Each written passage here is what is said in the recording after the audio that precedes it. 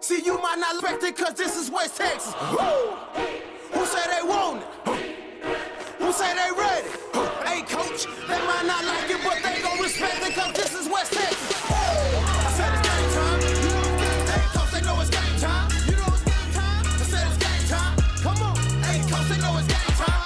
Hey, who say they won't? We won't. Who say they ready? We ready. They might not like. We like it. But this is West Texas.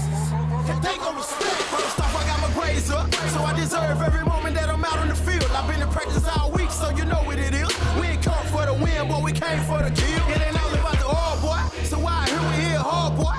We for nothing but the Lord, boy. So when you come play us, we might rip out your heart and send you back home with some bruises and scars. Hey, put me in, coach, cause I'm ready to ball. I see the fear in his eyes like he already lost. You know I came with my A-game. Defense hitting hard like a freight train. We got the crowd going crazy. While the school colors in the stands look amazing. We don't need permission for the trophy, we just take. And the only way to get to the top comes from hard work and a lot of dedication. I said it's game time. You know it's game time. Hey, coach, they know it's game time. You know it's game time. I said it's game time. Come on. Hey, coach, they know it's game time. Hey, who say they won't? We won't. Who say they ready? We ready. They might not like. We like it. But this is West Texas. And they gon' respect it.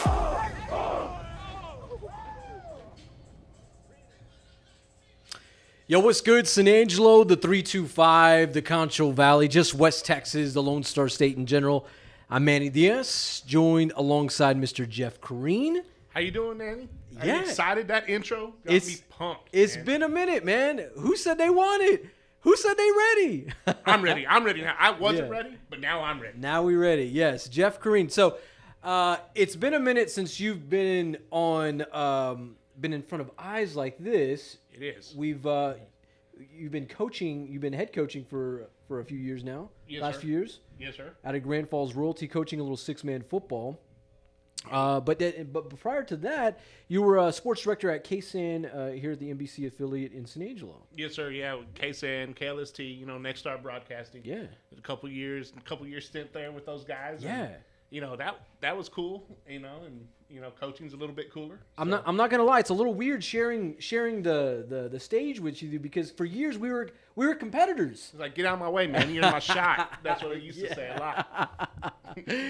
But now we here, so but hey, it's all good. We're on the same platform, and we're talking Texas high school football tonight. Talking the Class 6A San Angelo Central Bobcats as they are in the final or the only scrimmage of this football season, as they are out at Shotwell Stadium, the historic Shotwell Stadium in Abilene, Texas, taking on the Abilene Cooper Cougars. In fact, we are going to bring coverage of this to you live.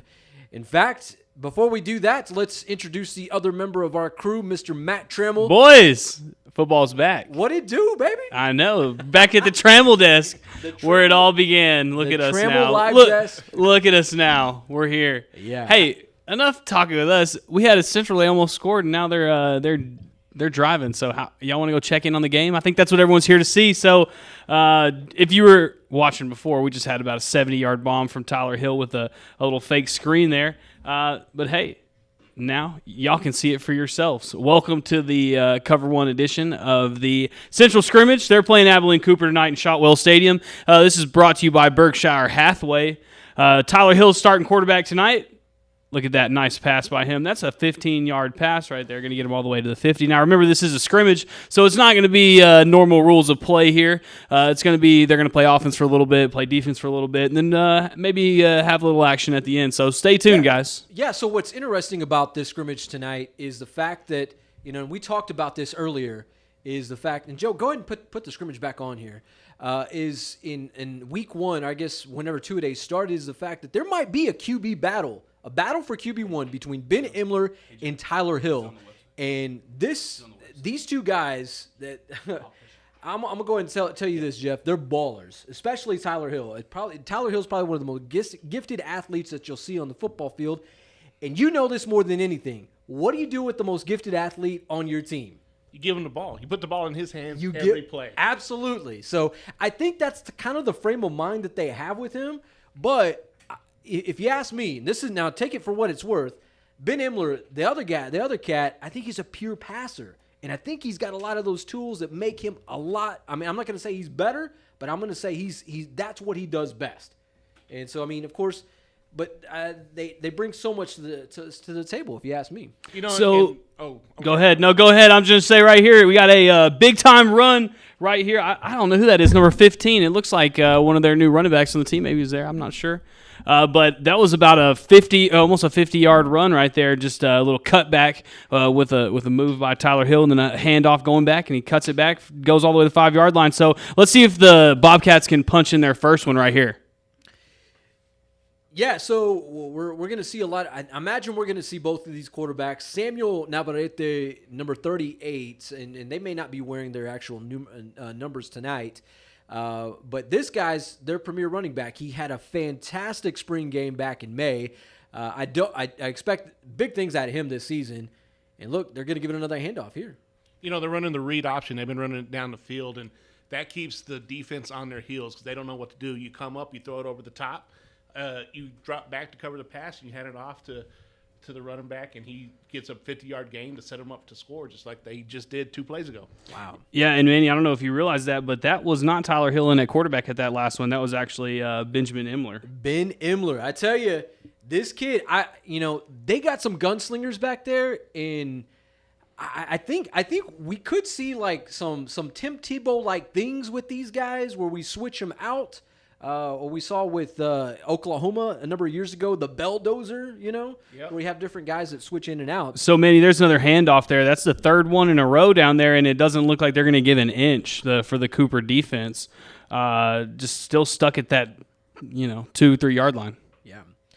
Well, this is the Central defense. I know they're still trying to, I guess, figure out what their identity. They've been trying to figure out their identity in the backfield for a number of years now. They really haven't had that true, pure running back. I mean, they've had everything else, I feel like, but that. So why not figure out and see what you got with these guys tonight? And they're still in the gun, inside the 5-yard line. Just see what happens here. I'm saying another handoff right up the gut. And he's going to keep it. He's going to roll out right, but they're going to read that all the way and pick him up. So they were right there. They were knocking, but it's not looking like they're going to get it. I guess they could go for it. I'm not sure what they are the rules why if they're just going to be a defensive third. coordinator in Abilene or else I'd have been scored on right there. Probably why I'm sitting here and not in Abilene. Oh, come on! I mean, So I'm assuming you were probably an offensive type of guy, Kareem. Whenever you were the old ball coach there. Yeah, 6-man is not much defense. Your game plan is just outscore the other guy. Yeah, that's absolutely what that. I mean, it's almost like football in pad. I mean, I'm sorry, basketball in pads. Yeah, it is. Look at this pro move, guys. It's fourth down here, and we're just going to kick the field goal, and we're going to get 3 points out of this. So, we're not keeping score because it is a scrimmage, but 3-0. 3-0. We'll keep it for them. Joe, let's come back here to the.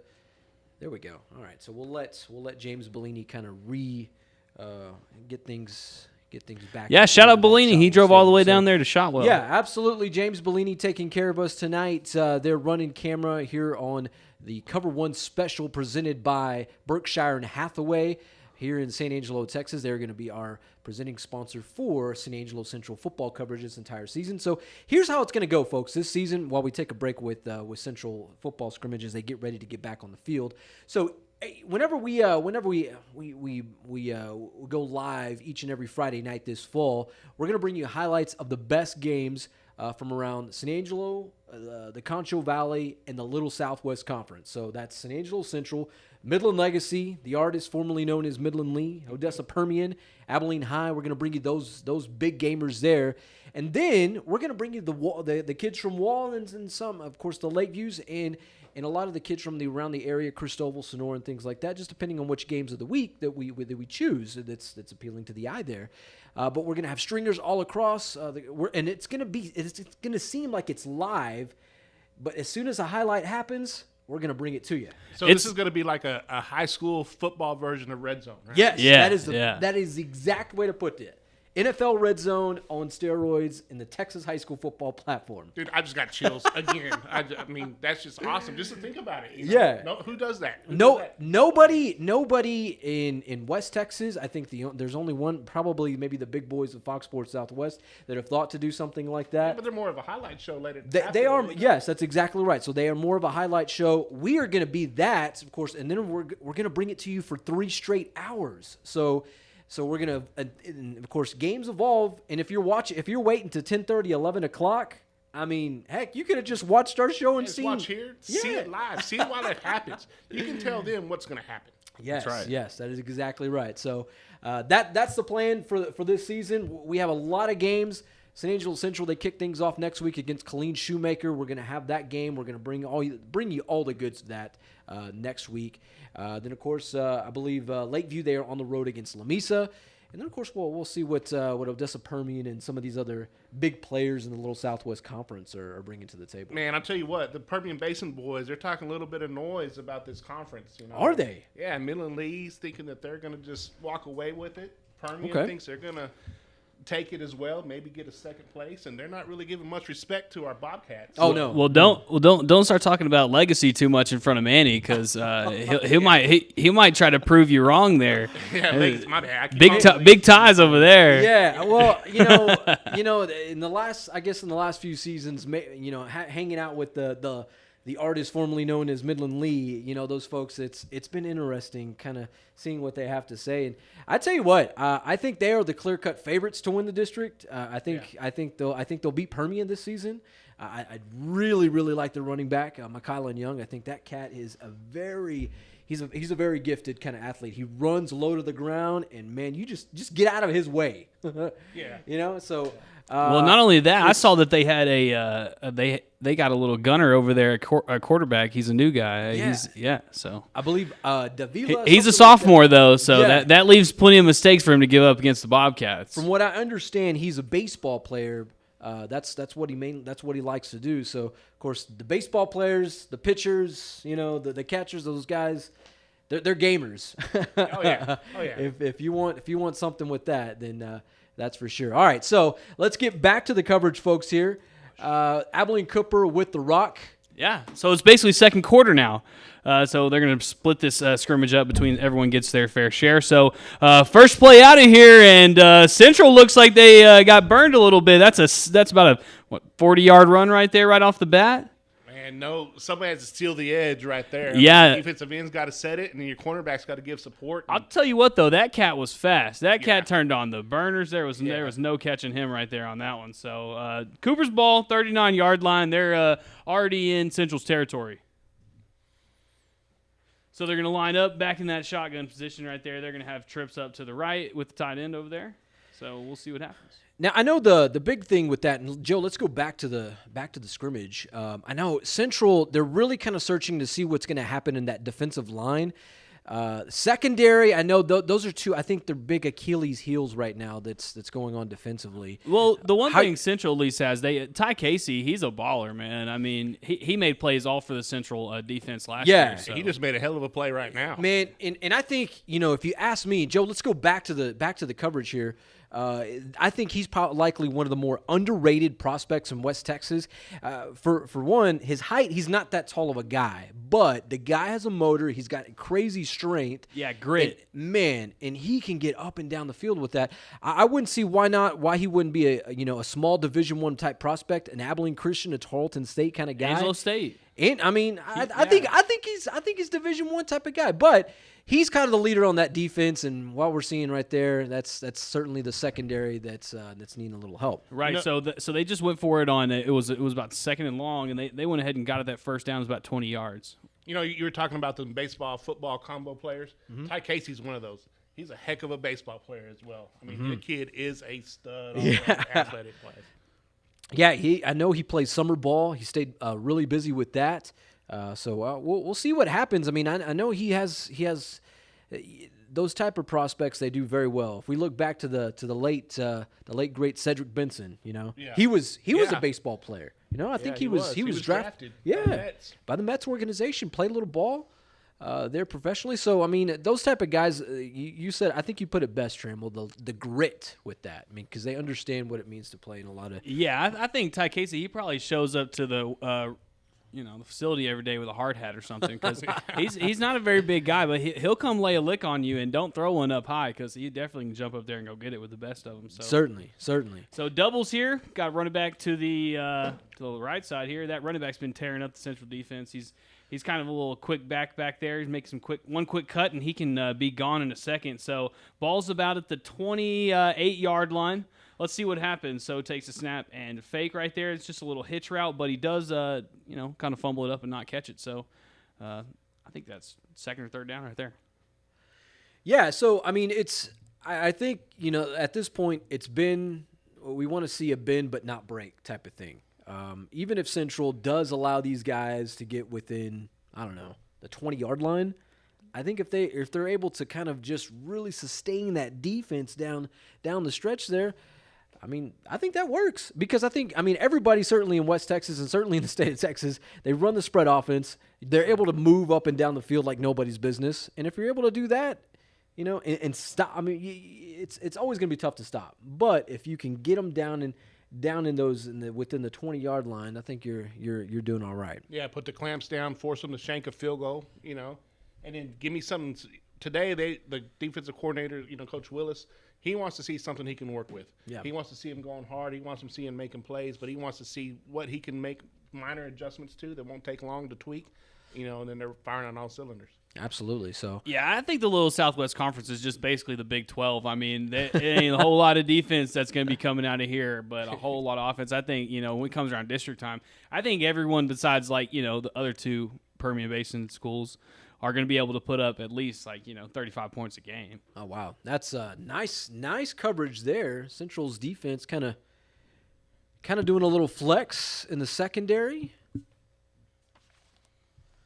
That's what we like to see. It's fourth down now, so it looks like they're just going to go ahead and flip sides. Good stop there by Central. Yeah. So remember, it's 3-0. They saved it on that one after giving up that big run.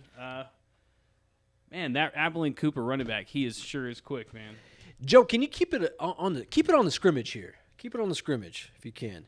So we're seeing. So we saw exactly what we talked about. What we really wanted to see out of that: the bend but do not break, if you will. As they switch fields and get ready to go on the other side here, let's see what the Central defense is about. Ty Casey, certainly the guy. I think I think a lot of places list him as a defensive back, but I know he's very diverse in terms of being a linebacker as well. Yeah, he's their middle linebacker, and their defensive backs that really stepped up right there and put the clamps on inside the 20. You have Sutton Granham on one side and Kente Nichols on the other side. So I'm sure that we saw one of those two guys in there making plays to get the stop. Definitely. Yeah, look at big old 90 down there, 99, man. He can plug some holes. We know that. It's a big difference between that end right there and that nose tackle, I promise you. Probably about 200 pounds worth. So they're going to hand the ball to there, but we got Blitz coming in. And number 30, that's about 2 or 3 plays this session already where he's been making tackles. That looks like Mr. Bryson McNutt. Yeah, that guy. What a football name right there. Bryson McNutt. That's a football name if I've ever heard dude one. Has a motor. I mean, I tell you, between him and Ty Casey, those two guys. The Nutcracker. Trammell. There we go. All right, let's see what these guys got here. So, what is that? Second, third down? Yeah, that's going to be third, I think. So, just after the quick turnaround, the defense is just kind of getting in. And when you get in these scrimmages and you're on defense and you kind of get that momentum rolling, it's easy to keep it up. Once you start hitting those licks, your adrenaline's running. You make a stop, you just flip sides, and you're right back at it. You get that momentum, and you really can dig in there and really start hitting some licks and making some plays. Yeah, that's in what we saw right there, that defensive line flushing that Cooper quarterback out of the pocket, making him, because let's be real, throwing on the run, that's got to be one of the toughest things in football, certainly for a quarterback. I mean, unless you happen to be Dak Prescott, Tom Brady, or these cats that play football for money, and that's what you want to see. You had 4 guys in white chasing down the quarterback, and you had a linebacker closing in. Yeah, on I mean, certainly getting after that. So a little different formation here. The tight end's going to stay in. We got Okay, a fumble there. okay. We got a miss handoff there out of a weird formation. So it looks like it didn't really pull out for him. But it looks like Cooper did get on top of the ball. So they're going to stay right there. They're not going to have to reset. But that's going to be late in downs here. Actually, that brings up 4th down. So they're actually probably just going to restart this drive. Well, that's a good way for that drive to end. Certainly, Central gets a little bit of momentum on that. Oh no, we're gonna try it here. We got the spread out here, empty in the backfield. So they're gonna throw it. They're gonna let it fly. Oh, look at nice. that! It doesn't matter. We got to. Oh, he stayed Yep, up. they but, called him a sack. I think that he was down there. So big time play there by the Bobcats. On 4th down, 4th and long, empty backfield. They know it, so they brought it. They brought the heat, and it pays off. The Angry Orange putting the hashtag eat to work certainly in this drive. Man, all right. Well, that's great to see, and we're Maybe seeing not. We're leverage. gonna try it again. Let's see what's gonna happen. Like, remember, guys, this is a scrimmage, so they're just gonna let everything out here. It's all about situational football in these scrimmages. So this time the trips is to the right, so they flipped it. Let's see if it pays off. They're not going to bring it like they did last time. They're going to let the secondary play it out, and Cooper caught the football past the 1st down marker, and it's going to be a 1st down for the Cougars. Man. I know we're here to talk a little bit about San Angelo Central, but I think you got to give props to that play right there. The way he made the catch, the spot that the quarterback, the QB1 put it in. Yeah, Go great get ball. Go get it. And that's that situation you were talking about, the in-game situation. That's what you're going to have to do. There's no play for 4th and 30. You're going to have to throw it up and hold. Yeah, exactly. Go up, my man. Go get it. Climb the ladder. 2 backs here, and they're going to send one in motion to the left side. He's going to keep it here with a pass. It's going to be a screen. Central kind of reads it, but kind of gets away from him. Going to be all the way near the 1st down marker, but it looks like only 9. So it's going to be 2nd and 1. All right, let's see. By the looks of things, the eye test, the Cooper Cougs, they got some speed on this team. Oh, yeah, definitely. And that quarterback looks like he can at least sling it a little bit. Yeah.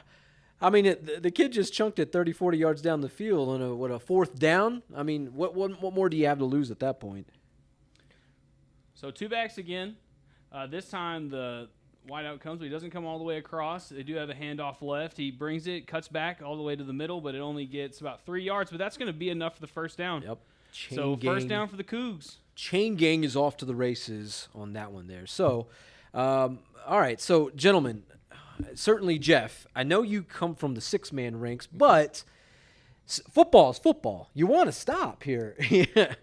Yeah. What do you look for certainly in these type of scrimmages? We're talking situational football. What do you like to see from guys like this? Well, just like the screen that they threw. I liked it. I saw the defensive lineman. He read it and he was there. The only thing I'd like to see different, be under control. There we go. Yeah. So they started with trips to the right with just a little tight end to the left, but the pocket pretty much collapsed, so the quarterback had to come up with it. He's a pretty fast guy, so he ended up getting a few yards on it. It's going to bring up 2nd down and maybe about 5 on that one, so it's going to be about the 40-yard line. They're going to bring you back to about the 43. You got to give the QB1 some props there. He found a way to just squirt away from the Central defense. That's. And that's what I was just thinking. That's why you scrimmage these guys. You get teams like this with a quarterback like that because that's what you're going to see in district play. Absolutely. Yeah.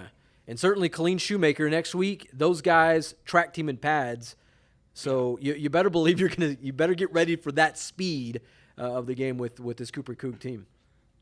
Yeah, well, Colleen Shoemaker, they're going to be a little quicker than them. So we'll been see how a little this second quicker half than the comes Bobcats out. for the last few seasons. Man, I know, but that's also giving them a little good way to go down the road in the playoffs. At least it gives them a little look. So you have to keep scheduling that. Just Yeah, like you said. you got to. You have to keep scheduling that because that gets you ready. Yeah. So that might have been the end of this little session here. We might be actually getting to play some football, guys. All right. We're going to wait for a second out. So shout out to Brookshire Hathaway. the main sponsor for this thing, sponsoring the Central Bobcats. Yeah. Looking out. Look, you need a home? They'll put you in one.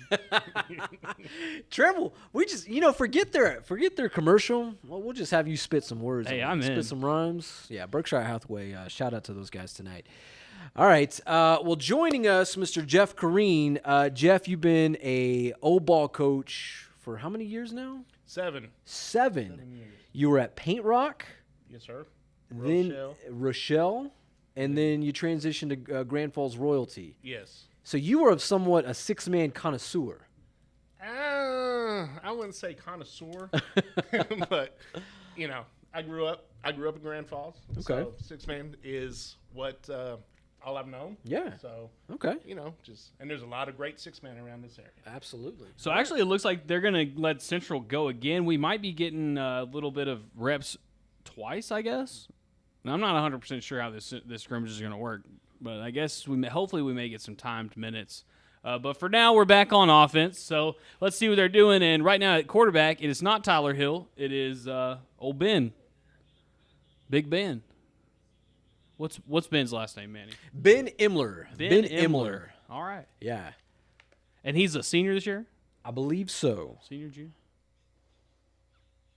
So they're going to hand it off right here, and, man, he's going to get every bit of 8 yards on that one.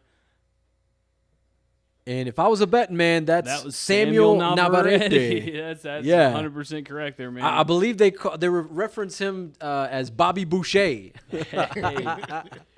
But on the other side, you just run over people. it is. Yeah. Bobby Boucher, Who of needs course. to run through people? Run Yeah. them over.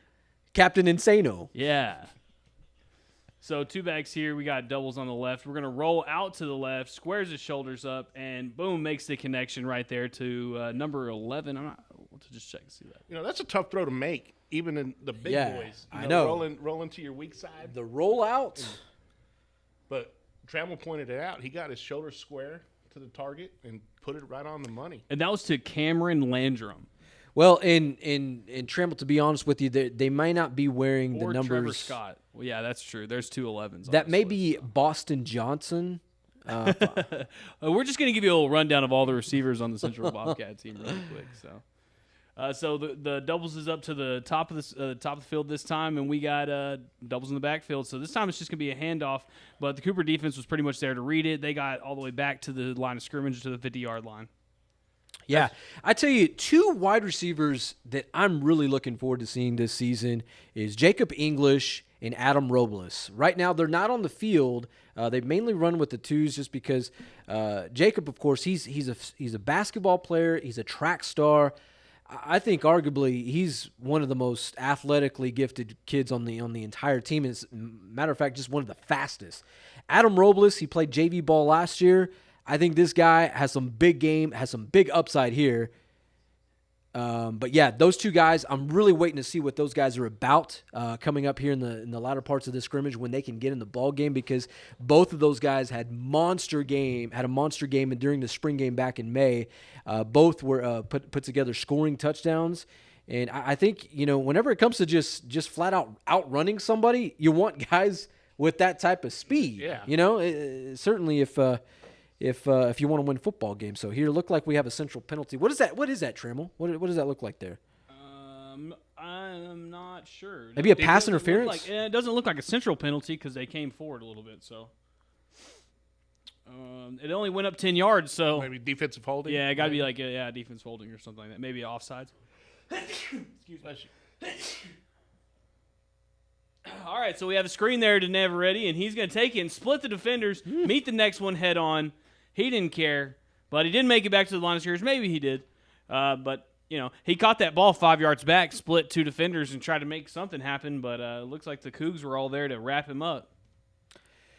Yeah, that's just a simple check down. Looks like the Cooper secondary kind of had Central's number on that play at least.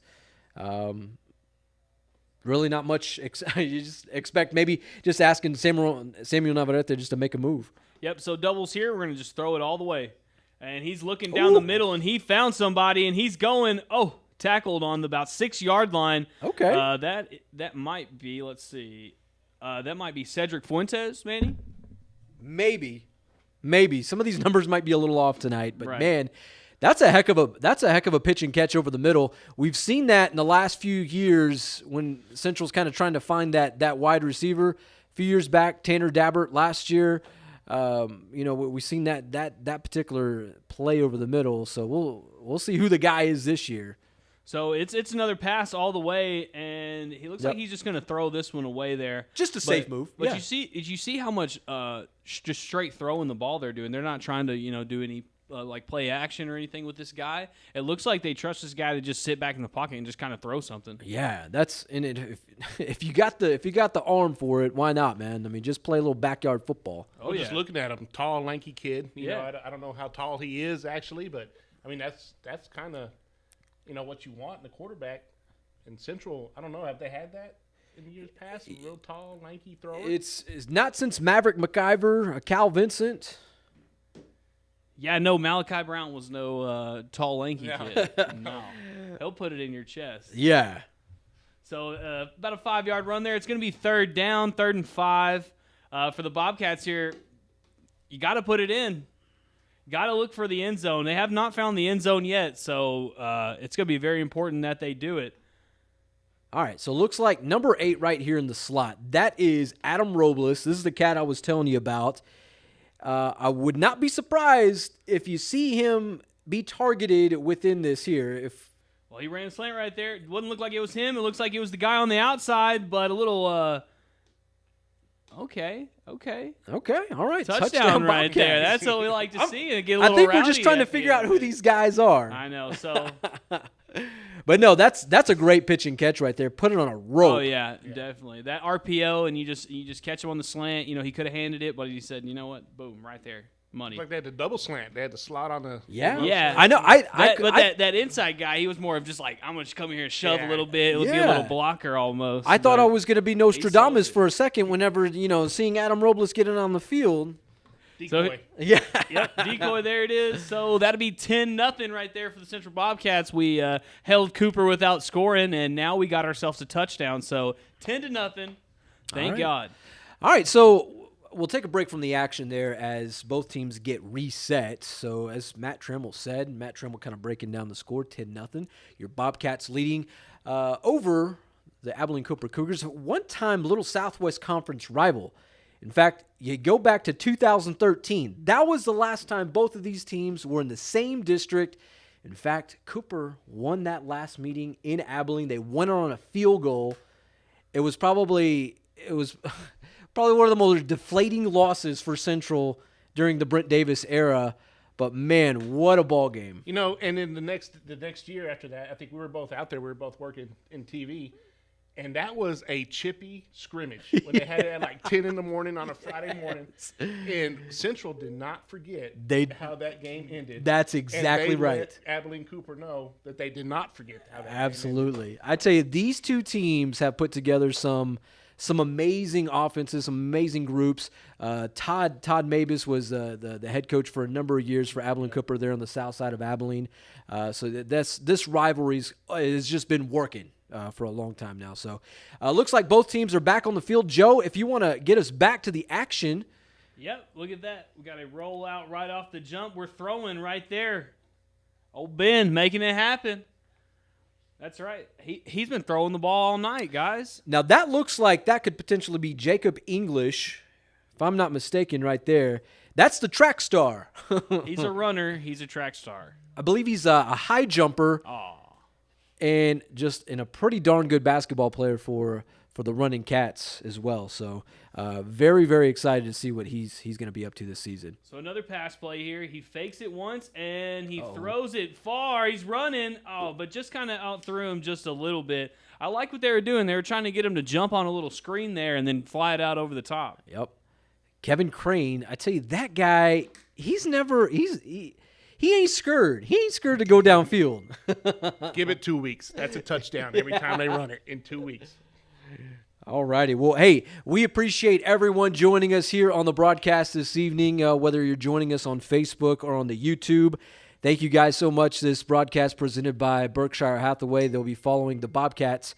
They'll be sponsoring our coverage of the Bobcats this entire season. So back here, hey, What a snag Woo! right there. And reach out just to get that extra yard, and that's just going to leave them 1 yard short of the first down on second down. So that's 3 plays in a row, guys, that they're just coming out here and they're throwing with Ben. So Now, if I'm not mistaken, that did look like Boston Johnson, and I know he's kind of supposed to be the Tanner Dabbert of this team, the outside wide receiver. He's tall. I know he's over 6 foot, working with 6'2", 6'3". Got a good frame for that, and he's got a long stretch. So interested to see what he has to do this season. Oh, hey, Manny, you'll never guess who just broke it out right there. It's a little Bobby Boucher. There it is. Look at that, Samuel Navarrete. And you look, did you notice number 17 dang near caught him to go block for him? That's that receiver you're looking for. So, man, that was some speed right there put on by the Bobcats, who are going to go up 16-0 right here. Yeah. We'll check on this field goal. We saw Samuel Navarrete kind of, I wouldn't say completely break out last season, but we saw a lot of glimpses of him down the stretch of the season. Certainly against El Paso in the opening round, we saw a lot of him in the second round, and certainly down the stretch of the district season. This guy, there's a lot of upside to him. I mean, the Angry Orange fans have not seen a running back since Davin Manning. Joe, if you want to come back here so we can reset. But no, Jeff, I think you remember a guy named Davin Manning. Was that a little bit in your time when you were at K-San? I think so. I think he was younger, though. Yes. I think he was behind somebody. I think you were at Paint Rock coaching at that time. This was the 2016 team. Played Allen here.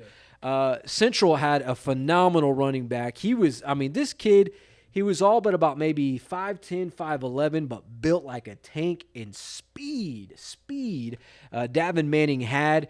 Central hasn't seen a guy like that since then. We've had guys that look like him, that have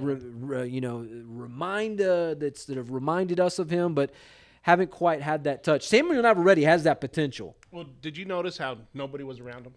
Do you know why?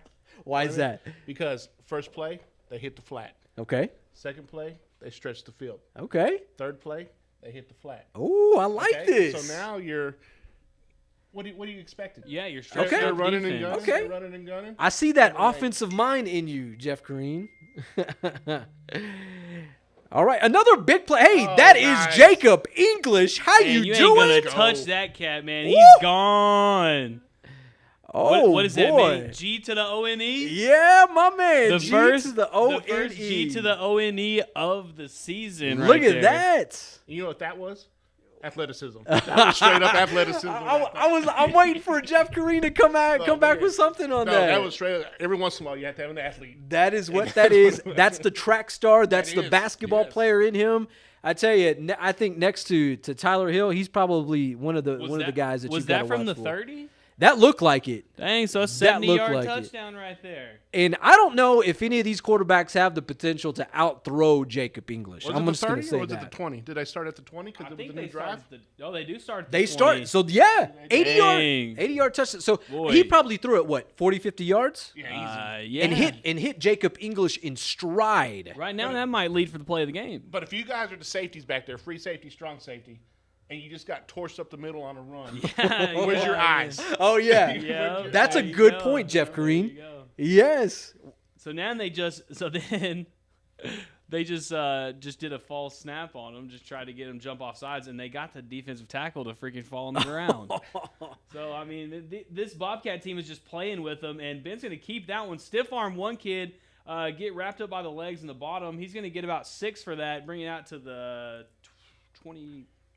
Yeah, he got a good chunk of change on that one there. Hey, Kathy Diebel Ward, she's referencing our live stream tonight. It's good, nice, clear picture, interesting commentary. Keep up the good work. Thank you.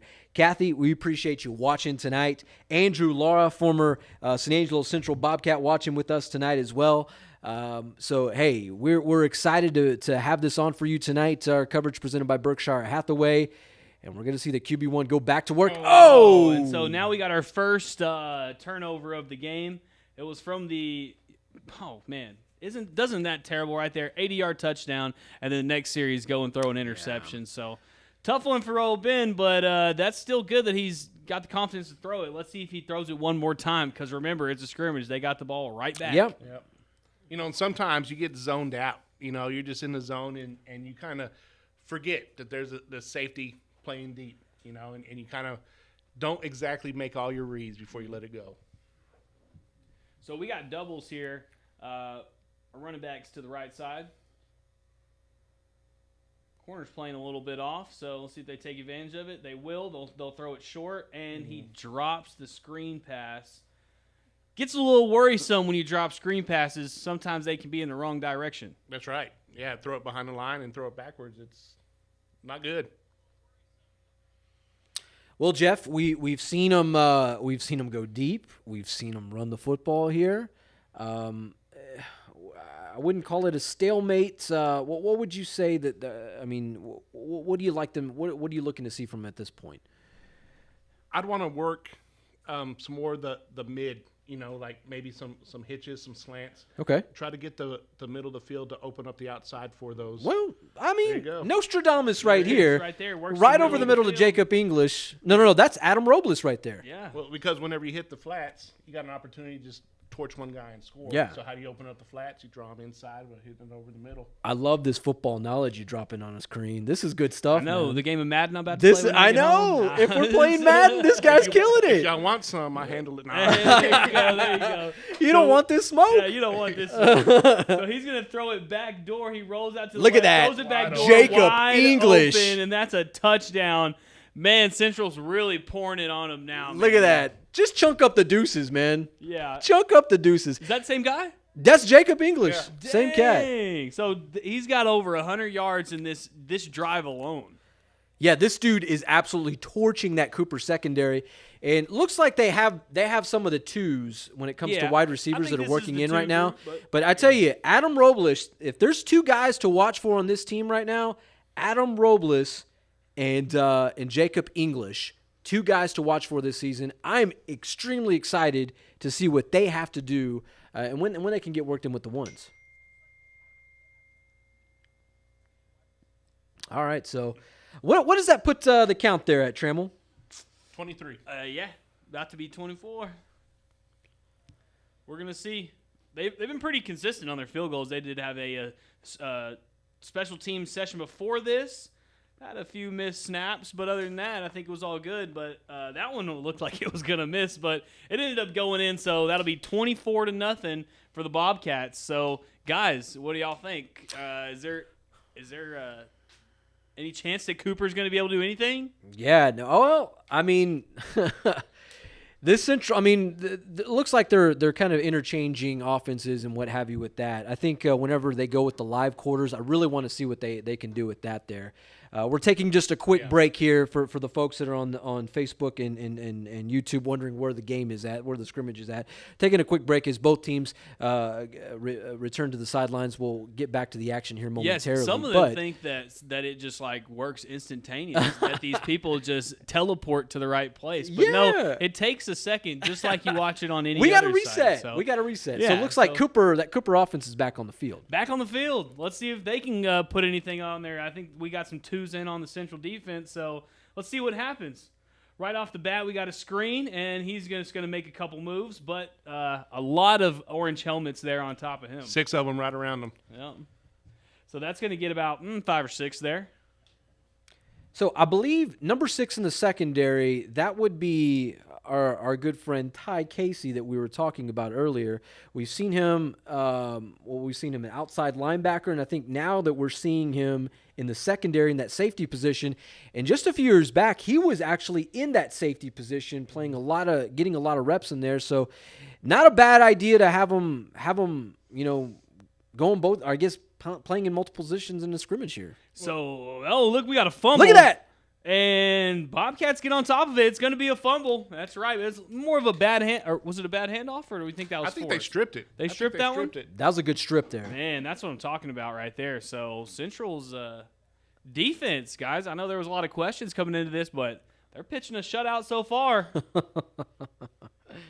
That indeed they are. So I think questions we had with them, what were they going to do on the defensive line, and how are they going to react in the secondary? And so far, I mean, we did see a deep ball that got them. Certainly, what was it, on a 4th down the sideline there? But this defensive line, they're showing out pretty good. I'll tell you that. Yeah, so we got trips up here to the left. That tight end down there on the right. He makes a couple miss. Wrap but him up. just There we all go, baby. kinds of Bobcats around him. That's 2 sacks in a row. First one for a fumble. Second one just in the backfield. Yeah. That first one wasn't a sack. But. The defensive line, I think we got to certainly show them a lot of props here, making the secondary's life a lot easier. And I know both of those groups will play off of each other. But man, that defensive line is certainly getting a lot of pressure there. Those hogs wearing red are going to be hating Monday film session. I'm telling you right now. What kind of love or non-love would you show to the Hogs if they were letting that quarterback taste the dirt there, Kareem, when you were a head coach? I don't know if I can, say exactly what I would. No, just kidding. A lot of it's technique. I mean, watch them on this next play, especially if they're in the shotgun. The whole left side on that, whenever there was snap, pop straight up like Jack in the Box. They're not. They're. I get it. You're in pass coverage, but you still want to stay low because if you pop straight up and I'm coming off low. You got to throw that kick leg back. Yeah. You know what I'm saying? Exactly. Yeah. You're going to get run over. Yeah. Let's see if they do it. Watch that whole left side. So right here we got trips. Well, actually, we're going to move it, and he's going to go to the doubles with the tight end to the right. Running back's also to the right. Pull it now. Hands it off. We got a read option. Quarterback's going to keep it and does not get the first down. He's going to be about 1 yard short. Wow, so that makes it what, fourth down for the Cougs? Yeah, it's going to be 4th and 1.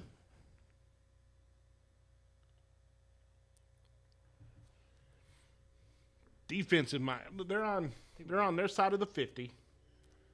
I don't know. I mean, you've got a 24-point lead. Why not take a chance and send a blitz? Oh yeah. Hey, that guy's not even in it. I was gonna say send that stud linebacker that had the 2 sacks earlier, but I mean this defense is putting pressure and they're sneaking up. Looks like they're gonna come. Yep, they're going.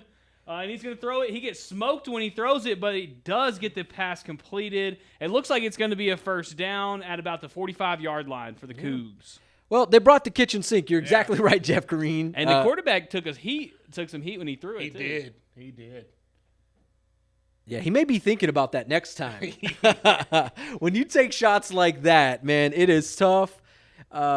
It's tough to just forget about that. So that's one thing there. All right, so the Cougars have a fresh set of downs here, working on their own 45-yard line. We got trips up to the top up here. Running back to the left. The defense is really back in the we're going to take out a referee. I think everyone's okay though. Okay. But you see the Central defense, they're not trying to press at all. They're kind of giving them some cushion back there, sitting about 5 yards back. I mean, it looks crazy. It looks like a whole straight line that just cuts through the whole defense of all the secondary standing at about the same yard line. Just giving them a little cushion just to read what they're going to do, I guess. I don't know if this is something that is part of the play or whatnot, but they got that trips to the left. They sent people downfield. That running back kind of slipped out into the flat there, and nobody went with them. I'm look out for that somebody later. saw that. Yeah, look out for that later. So the trips are back up there to the top. This is a pass the whole way, and he doesn't have a whole lot of time as that defense is there, but he does make the completion, not the first down. It looks like it's going to be about a yard short, as there was about 2 or 3 Central secondary that were right there to smother him up on that one. So seeing a little consistency within that Cougar offense right now. Can we call it a dink and dunk type of thing right now, or are they just kind of just finding things in the middle? Yeah, I would say maybe dink and dunk. Yeah, they're kind of they're playing it they're safe. Throwing it to the outside. They got a nice little out route a while ago, and they had the read option. They got a few yards, so they're nothing big yet. And Central hasn't given up any big plays, which is good to know because last year that was one of their main problems was they was giving up big plays a lot. So this time it looks like we're gonna have they're gonna move him, but he's still gonna be like a fullback back there. But they're in a shotgun, and a bad snap goes right between his hands. But he lands on it at about the 40-yard line. That's going to put him in a really bad spot. We've been talking about how good this is for Central because Cooper has the quarterback, that's going to mimic a lot of what they're going to see in district play in this little Southwest Conference. But this is just as equally as good for Cooper. Yeah. For their district, getting ready for Arlington Heights and Crowley and in Granbury and those guys. It's no slouch of a district for Abilene Cooper either. No way. What did they finish? Did it say what did they finished last year? They finished. I believe Cooper won the district last year, if I'm not mistaken. I I picked thought to they win were it. pretty good. Yeah, because I remember when they scrimmaged Central last Yeah, year. they won looked- 6-0. Six- last yeah. year. Yeah, no, it's that district. I mean, it's very weak in terms of like the Metroplex being able to Yeah. compete with them. Yeah. So right there, got a batted down ball. That's pretty good. That's what you like to see. That pressure has been right in that quarterback's face since he's gotten the game. These twos are really putting it on him. Every time he either throws it, they're either in his face, hitting the ball, or hitting him. So eventually that's got to put a little toll on you. Yeah, the combination. You don't want any of that. No. Hey, Veronica Estrada joining us on the broadcast tonight. Go Bobcats, rah, rah, rah.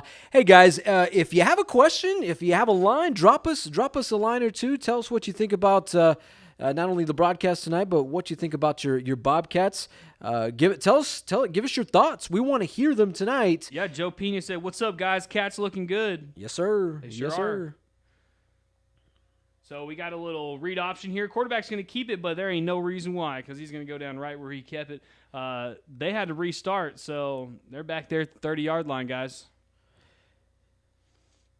Yep. So far, the Central Twos doing pretty well. I mean, you gotta. And we talked about this earlier tonight. The bend, but do not break. And I think that's kind of. I bet if I was a betting man, I imagine that's a big philosophy when you go into things like this. Yeah, plus, you bend, you don't break. You're kind of, lagging back. You're conserving your energy, and they're going out. Now you're attacking. Yeah. They're down. Exactly.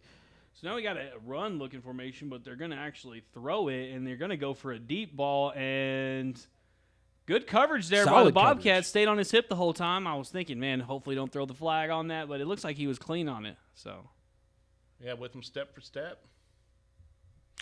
Dan Leifesty joining the broadcast. Looking good, Bobcats. Hey, I tell you one thing.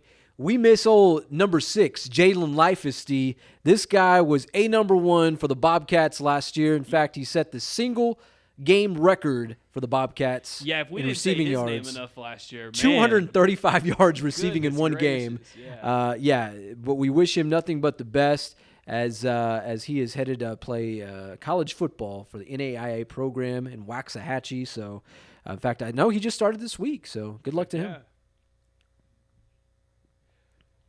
So we got doubles with the tight end, and they're going to pull somebody, and looks like just a power. Oh, and, my God. Gets met by a brick wall after running for about 10 yards. But, man, talk about bringing the heat on that one. I think next time he said, I'm going to settle for 9. Yeah. I'm Yeah. okay with that. I mean, you talk about, bringing the heat, but I mean, this dude brought the whole entire lumber yard on that one there. 2x4s, the whole thing there. Wow. So the tight end's up at the top of it. It makes it a trips. The running back's to the trip side. Central's kind of moving some people down there. Going to be a blitz, yes, and he throws it deep again, and Okay. Oh, we got a pass interference on that one. He never turned his head. That's the problem. When you don't turn your head, you're not going for the ball. You got to You're look just- back. You got to at look least- back. Got to at least act like you're looking back. That Trammell, you're right on that. You're right on. I want to see the replay. I want to see the replay. He put his No. arm out there. It looks like to me you can see your peripheral. I mean, See, you don't see have to that really that's the check. coach and Jeff Kareen But coming it's, out right It's now. that thing where, like, when you do your driving test and they tell you, when you look, yeah, you can look, but like your driving test, you gotta look. You gotta turn your head all the way, because if not, those test points they're gonna be knocked off. You really got to look. Yo, Manny, check this out. So we got somebody watching from Kotzebue, Alaska. Look at that. Yeah, Steve Whitaker watching my cats from Alaska. That's Nice. awesome. Yeah, that is awesome. So shout out to Steve Whitaker on that one.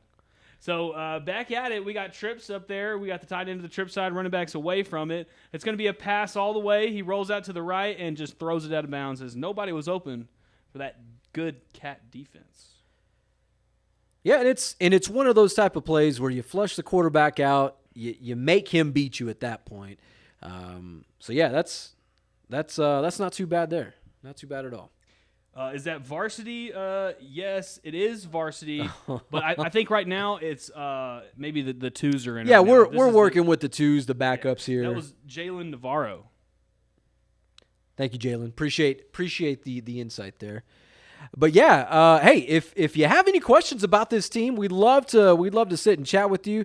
Joe, if you want to come back to us, looks like they're going to take a quick game break as they get ready to perhaps. I think we might be nearing that time of the scrimmage where we're talking the full live quarters. Let's see, hopefully. And that's I think what if there was a price for admission, I think that's what you would be wanting to see. Certainly, if you were in San Angelo last night with the Lakeview Chiefs, they scrimmaged against the Llano Yellow Jackets, Class 3A Division I Yellow Jackets. In fact, Llano, they went all the way to the state semifinals last year, bringing back 10 guys. And Lakeview, they went toe-to-toe with them. They lost it. They ended up losing 13-0, but in those two live quarters, put on a fantastic show, and gave us. I think it gave themselves that extra juice, that extra confidence. I mean, when you go against a team like that with a lot of firepower, you're looking for small wins. You may not come out with the victory, but just the wins. Imagine you as a coach, you had your teams kind of looking in that direction sometimes as well. Yeah, that's a huge confidence boost for you. You got a guy. Somebody went to semifinals. Last year, and they only scored 13 on you. Yeah, So we'll guys, see. unfortunately, we're not into the live scrimmage yet, so we're going to throw the ball around a little bit more with old Ben here, and he tries it first play and finds a guy in single coverage but wasn't able to make the play. So 2nd down and 10. Yeah, looking a little downfield coverage. And I tell you, this one thing you got to really appreciate about this Bobcats offense is the fact that they are not afraid to go downfield. And I think that's been the case since Brent Davis came on board, certainly with Kevin Crane as leading that offense. But yeah, the ability to just do that. So he's going to roll out after faking the handoff, and he's not going to be able to make the reception out, so that's going to be 2nd down. Stacy Elkins is asking, what's the score? Well, the score right now, Central has scored 3 times and a field goal, and Abilene Cooper has not scored at all. Yeah. This is a scrimmage, so I don't really know if it's 24-0. I don't really know how to say that. So they scored 3 touchdowns, and they've also got a field goal. Yeah, so. 2 touchdowns from Jacob English, the track star / basketball star.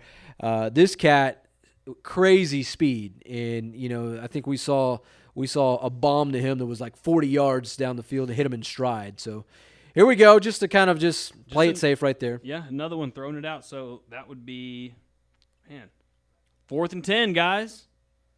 Not a good start here for the Bobcats' 3rd possession here. You see the Cougar defense clapping their hands a little bit, getting a little life back into them. I mean, they've been absolutely torched the last 3 or 4 possessions in this. They're real excited right now. I know how it is when you get off the field and you've given up a lot of points. I went to Leveland. We gave up 60 points a game, bro. So I know how it is when you walk off. That defensive coordinator, he could chew you up a little bit to get you going, so the next time you go out, you'd be a little fired up. So 4th and 10, and he throws it deep. Not going to be able to find the guy. Overthrew him a little bit, but he wasn't really open. So Darius Floyd there, and this is a guy who we saw last year in Week 1 against Colleen Shoemaker make a little bit of noise. This kid, I believe he's only a junior. I know he's either a sophomore, I may be mistaken, perhaps a junior. We got some time with him then. But yes, he is. I've seen him kind of come up in the middle school ranks. This kid has just been built like a man since he was about 12 years old. So coming out here on 1st down. Look at that. Make that play, and he might be gone. He's running. He's at the 20, gets tripped up. He's going to be down about the 15-yard line, guys. What a play. Boston Johnson. Man. That's who that is right there. Yeah, that's not a bad pitch and catch right there. Saw some stride, a true 2-stepper between the 5s in that case there. Man, that's a good pitch and catch there. So after Trammell. 4, you throw 4 passes in a row and you miss them all. So you think, man, what the heck? Am I ever going to make one? Boom, right next play, you throw for about 65. What was the term we used last year, Trammell? Rolling 7s? Yeah, you got to roll them 7s. Yeah. You just got to keep going, baby. Got to keep trying it. Yeah.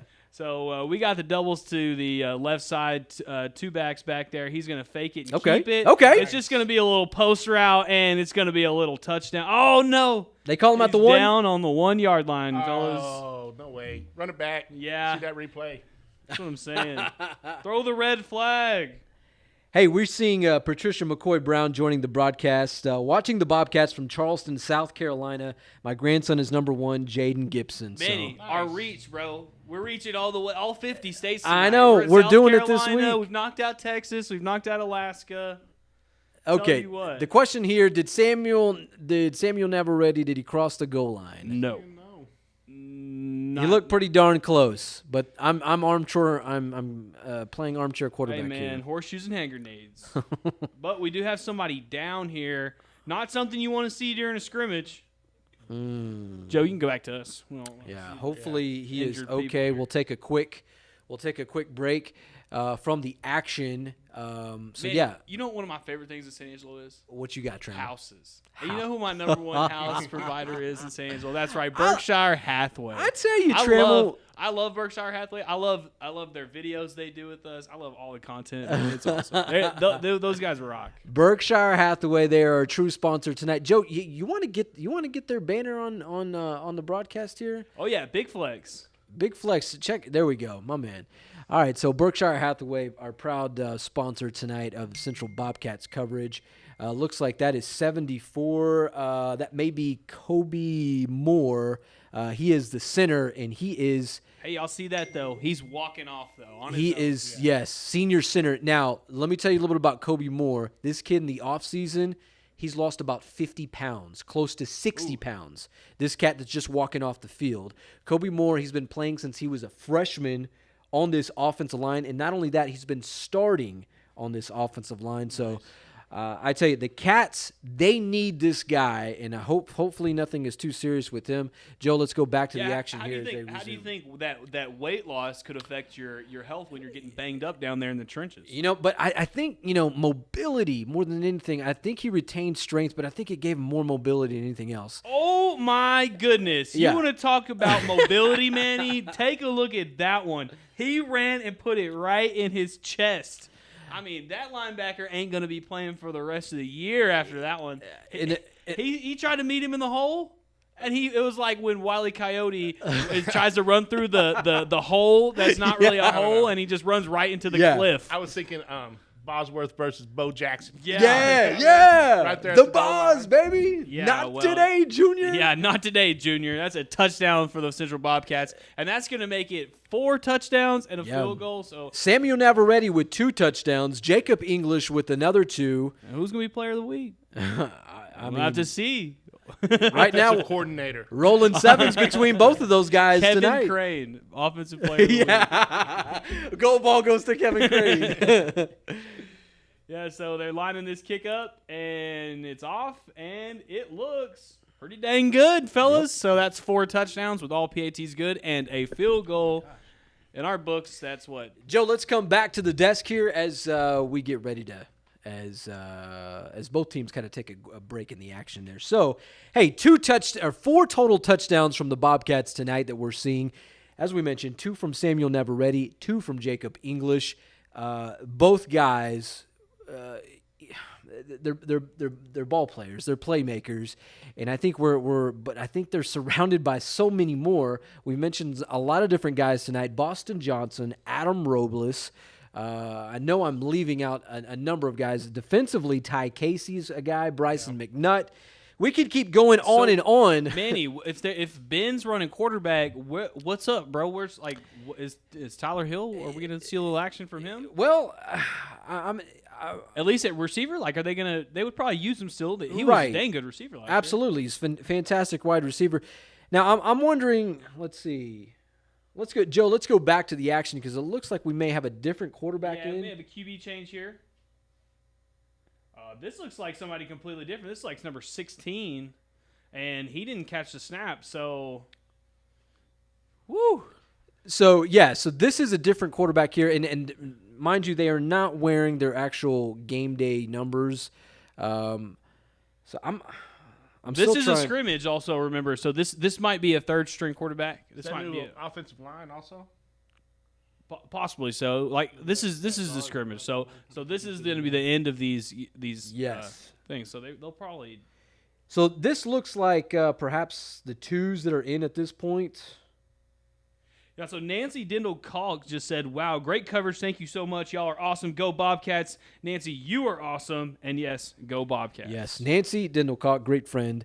She's always just a true admirer of the Bobcats, true fan of the Bobcats, always following them each and every week.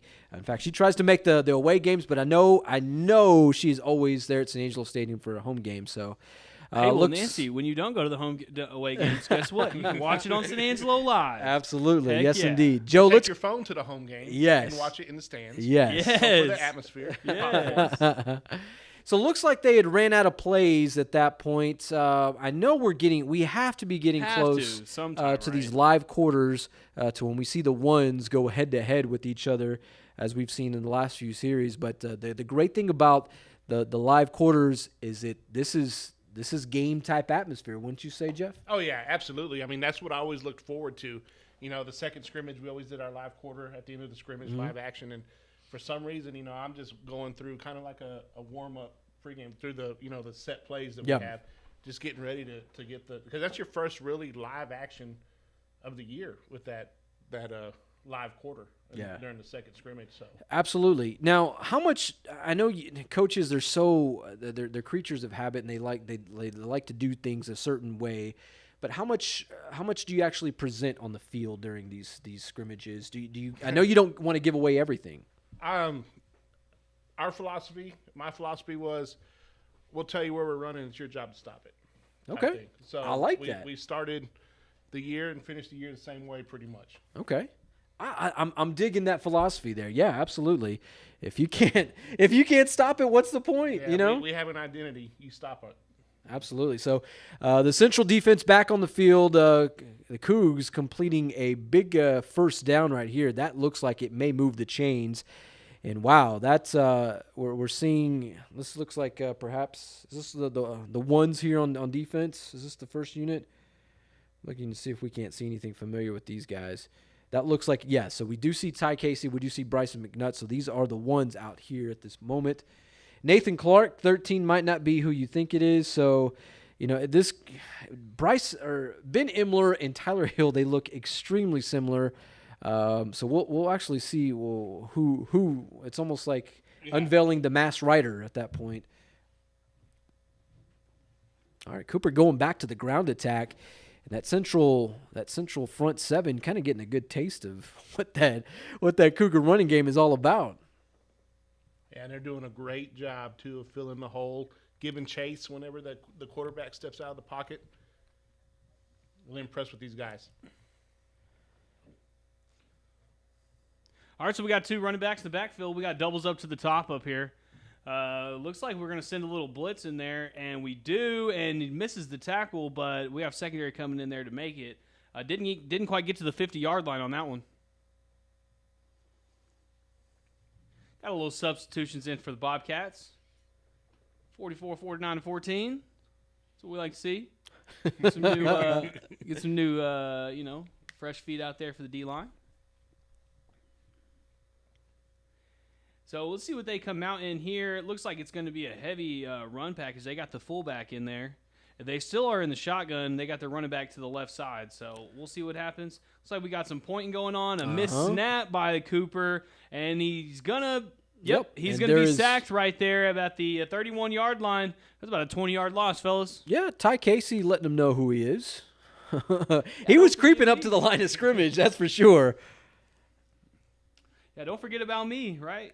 Yeah, no, that's that guy you do not want to forget about. That's for sure. Him and Bryson McNutt are the true kind of leaders of this defense. The Nutcracker. We're gonna have to pass that one along, Trammell. Hey, I'm in, bro. Everybody needs a good nickname. Absolutely, especially when your name is McNutt and you crack skulls. So last season, the Lakeview QB1, you had a name for the him. Mullet Magic. Yeah. That's right. That's why Lakeview made the playoffs last year. It was the Mullet Magic. Among other things, yes, but yeah, certainly. That's the Mullet Magic was something to worry about. Well, I tell you what, if Central needs a little magic, the Nutcracker might be the one to do it. I'm telling you. Now you're seeing the blast from the past. You see a lot of these mullets rocking these football teams as of late. Kareem, man, We had the mullet militia in Rochelle. Is that right? Yes, we did. Okay. It was the mullet militia. Empty set here. It's like 4th and forever. No. Well, maybe a false start here. We're going to back it up 5 and try again. Zebras trying to get their lives together here. Yep. Yeah, there we go. A little false start. Can you count to 5? I can. I sure can. Who's got this? Who's got this tonight? All right. It ain't Cooper. All right, so if you're just barely joining us, folks, the San Angelo Central Bobcats have put up 4 total touchdowns to Abilene Cooper's 0. 2 touchdowns from Jacob English, 2 touchdowns from Samuel Navarrete. A little quick pass out here right there. They're trying to run a little smash up there. Just trying to get some space, maybe get a little quick quick out, maybe break away. But they didn't. Central secondary is really holding up ship tonight, guys. Yeah, that especially they are. knowing that this team went 6-0 in one district last year. Like I remember I was at the Central Cooper scrimmage last year, and it wasn't quite what we're seeing tonight. It wasn't a complete domination like this. I remember Cooper actually scored a couple touchdowns. Sure. So. Kareen, how many starters does Cooper have coming back? Returning 6 on offense and 8 on defense. Okay, so Decent amount.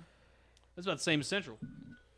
And they actually have 28 lettermen coming back total. oh wow. Okay, so I mean, you got a good portion of that defense back there. Offensively, I mean, it's 6. It's not bad. You got half of what you need there. But I tell you what, the Central defense really hanging in there. And let's see if they continue the theme of bend but do not break down the stretch of this. That's how they've been. So they're going to have the trips up to the top. They just switched the running back. He's now on the quarterback's left side. No blitz here. It's just a RPO, and he found the guy on a little quick slant there. Got his 6 yards, but more about like 12. So, we have a flag that was thrown here. We're going to see what happens. Looks like maybe people are getting a little chippy up there. Yeah, I'm not real sure what that flag's for. We're going to find out, though. They threw it all the way from where the ball was all the way to the original line of scrimmage, so it looks like maybe something was happening. Looks like it's going to be on the Bobcats. All right, so Cooper. It's going to be personal fouls on both sides. They're going to actually offset, so something must have happened. Somebody must have got a little scrappy with each other down there. Okay. But you know what I like? Coach Crane is whoever it was. I'd get to the sideline. Yeah. Got him out the field immediately. Yeah. Get him out of here. Yep. Oh man, I tell you what, I've only seen one actual fight break out in football, and it was during a scrimmage. So things can always get heated. It's the beginning of the year. Okay. Oh, and look at that, we got an interception. Oski. Mom, and so we have the first Bobcats interception coming in here, And that's good because we had one on the other side. We had a turnover, so Right. now we're sticking even. Right. So what do we talk about? Bend but do not break. The Bobcats certainly making their presence felt defensively, man, and keeping this Cooper Cougar offense off the board. I mean, this is a team that's been for the last few seasons since being in Class 5A Division I, just a titan in their region. And wow, this is a solid Central team. Joe, let's come back to the desk. Yeah, looks like we got a little break as here. we have a break in the action. So, hey, also my former Spanish teacher from Cristobal High School, Juana Cerón, joining the broadcast tonight. Appreciate you. She's always going to be Mrs. Cerón to me. And I know you know what I'm talking about there, Yes, sir. Kareen. That's imagine your students, former players. You're always Coach Kareen. Oh yeah. I mean, actually had one from Rochelle call me up Monday or Tuesday. Let's go Yeah? to dinner. Yeah, absolutely. Let's Right go, on. you know, so- That's awesome, man. No, it is awesome. You know, you get to see these guys. You try to do your best to mentor them, and then you see them grow up and doing their own thing and asking you for advice on life and all. I mean, it's amazing. That's what it's all about. Yeah, absolutely. Yeah. It's not about your record or anything. You know, it's about what happens afterwards. Definitely. All right, well, we're seeing a solid output tonight from the San Angelo Central Bobcats. 4 total touchdowns that have been assembled by this Bobcats offense. Not too bad in their first and only scrimmage of this fall season. Last week they were supposed to scrimmage at Meet the Bobcats, but unable to due to lightning in the area. So this week they're pretty much just turning it up on the Cooper Cougs. there at the historic Shotwell Stadium. Well, I think they're getting enough reps for this week and last week. Yeah, gotta that they are. So, hey, folks, we appreciate you joining us on the broadcast tonight. We want to hear your thoughts about this Central defense, what you think about so far these Central ones. If you have any thoughts about them, we want to hear them. If you have any questions about them, we want to hear that as well. Heck, chime in, drop us a line on whether you're on Facebook or on the old YouTube. And looks like we're about to get ready to see the Bobcats get back in action. All right, so trips up to the right, and he just hands it off here, and it's going to get about 2. So first down, get 2 yards. What'd you call that earlier, Manny? Dinkin' what? A little dink and dunk. A little dink and dunk? Well, there's the dink. Let's see if we can get the dunk. Yeah, 2 yards. So that's we'll call it. We'll say that's setting something up. Yeah, 2 yards, no cloud of dust. Yeah. Not yet. Yeah, if you can rough up the guys in the interior there, it's not always. It's always a good thing. So here we go. We got trips out to the right. We moved our running back to the left. Our safety's creeping up on the backside. Just a little screen pass here, and he's going to make 1 miss, make 2 miss, and get all the way about to the 37-yard line. Yeah, absolutely. Well, hey, folks, if you're joining the broadcast, we want to hear where you're watching from. We've had folks from South Carolina and as far away as Alaska joining us on the broadcast. Where are the Hawaiians? Yes. So we want to know where you're watching from, where you're catching the broadcast from. And we want to know if you're rooting for a particular Bobcat out there tonight or if you're rooting for a particular Bobcat this season. We want to hear. Drop us a line here on the Facebook and on the YouTube broadcast. So trips up to the left, running backs to the left too, and we got a read option that they could not figure out, and running back took a hit by that one. You got to pull that. Yeah, he took that one and go. Yeah, he took a lick for that one too, unfortunately.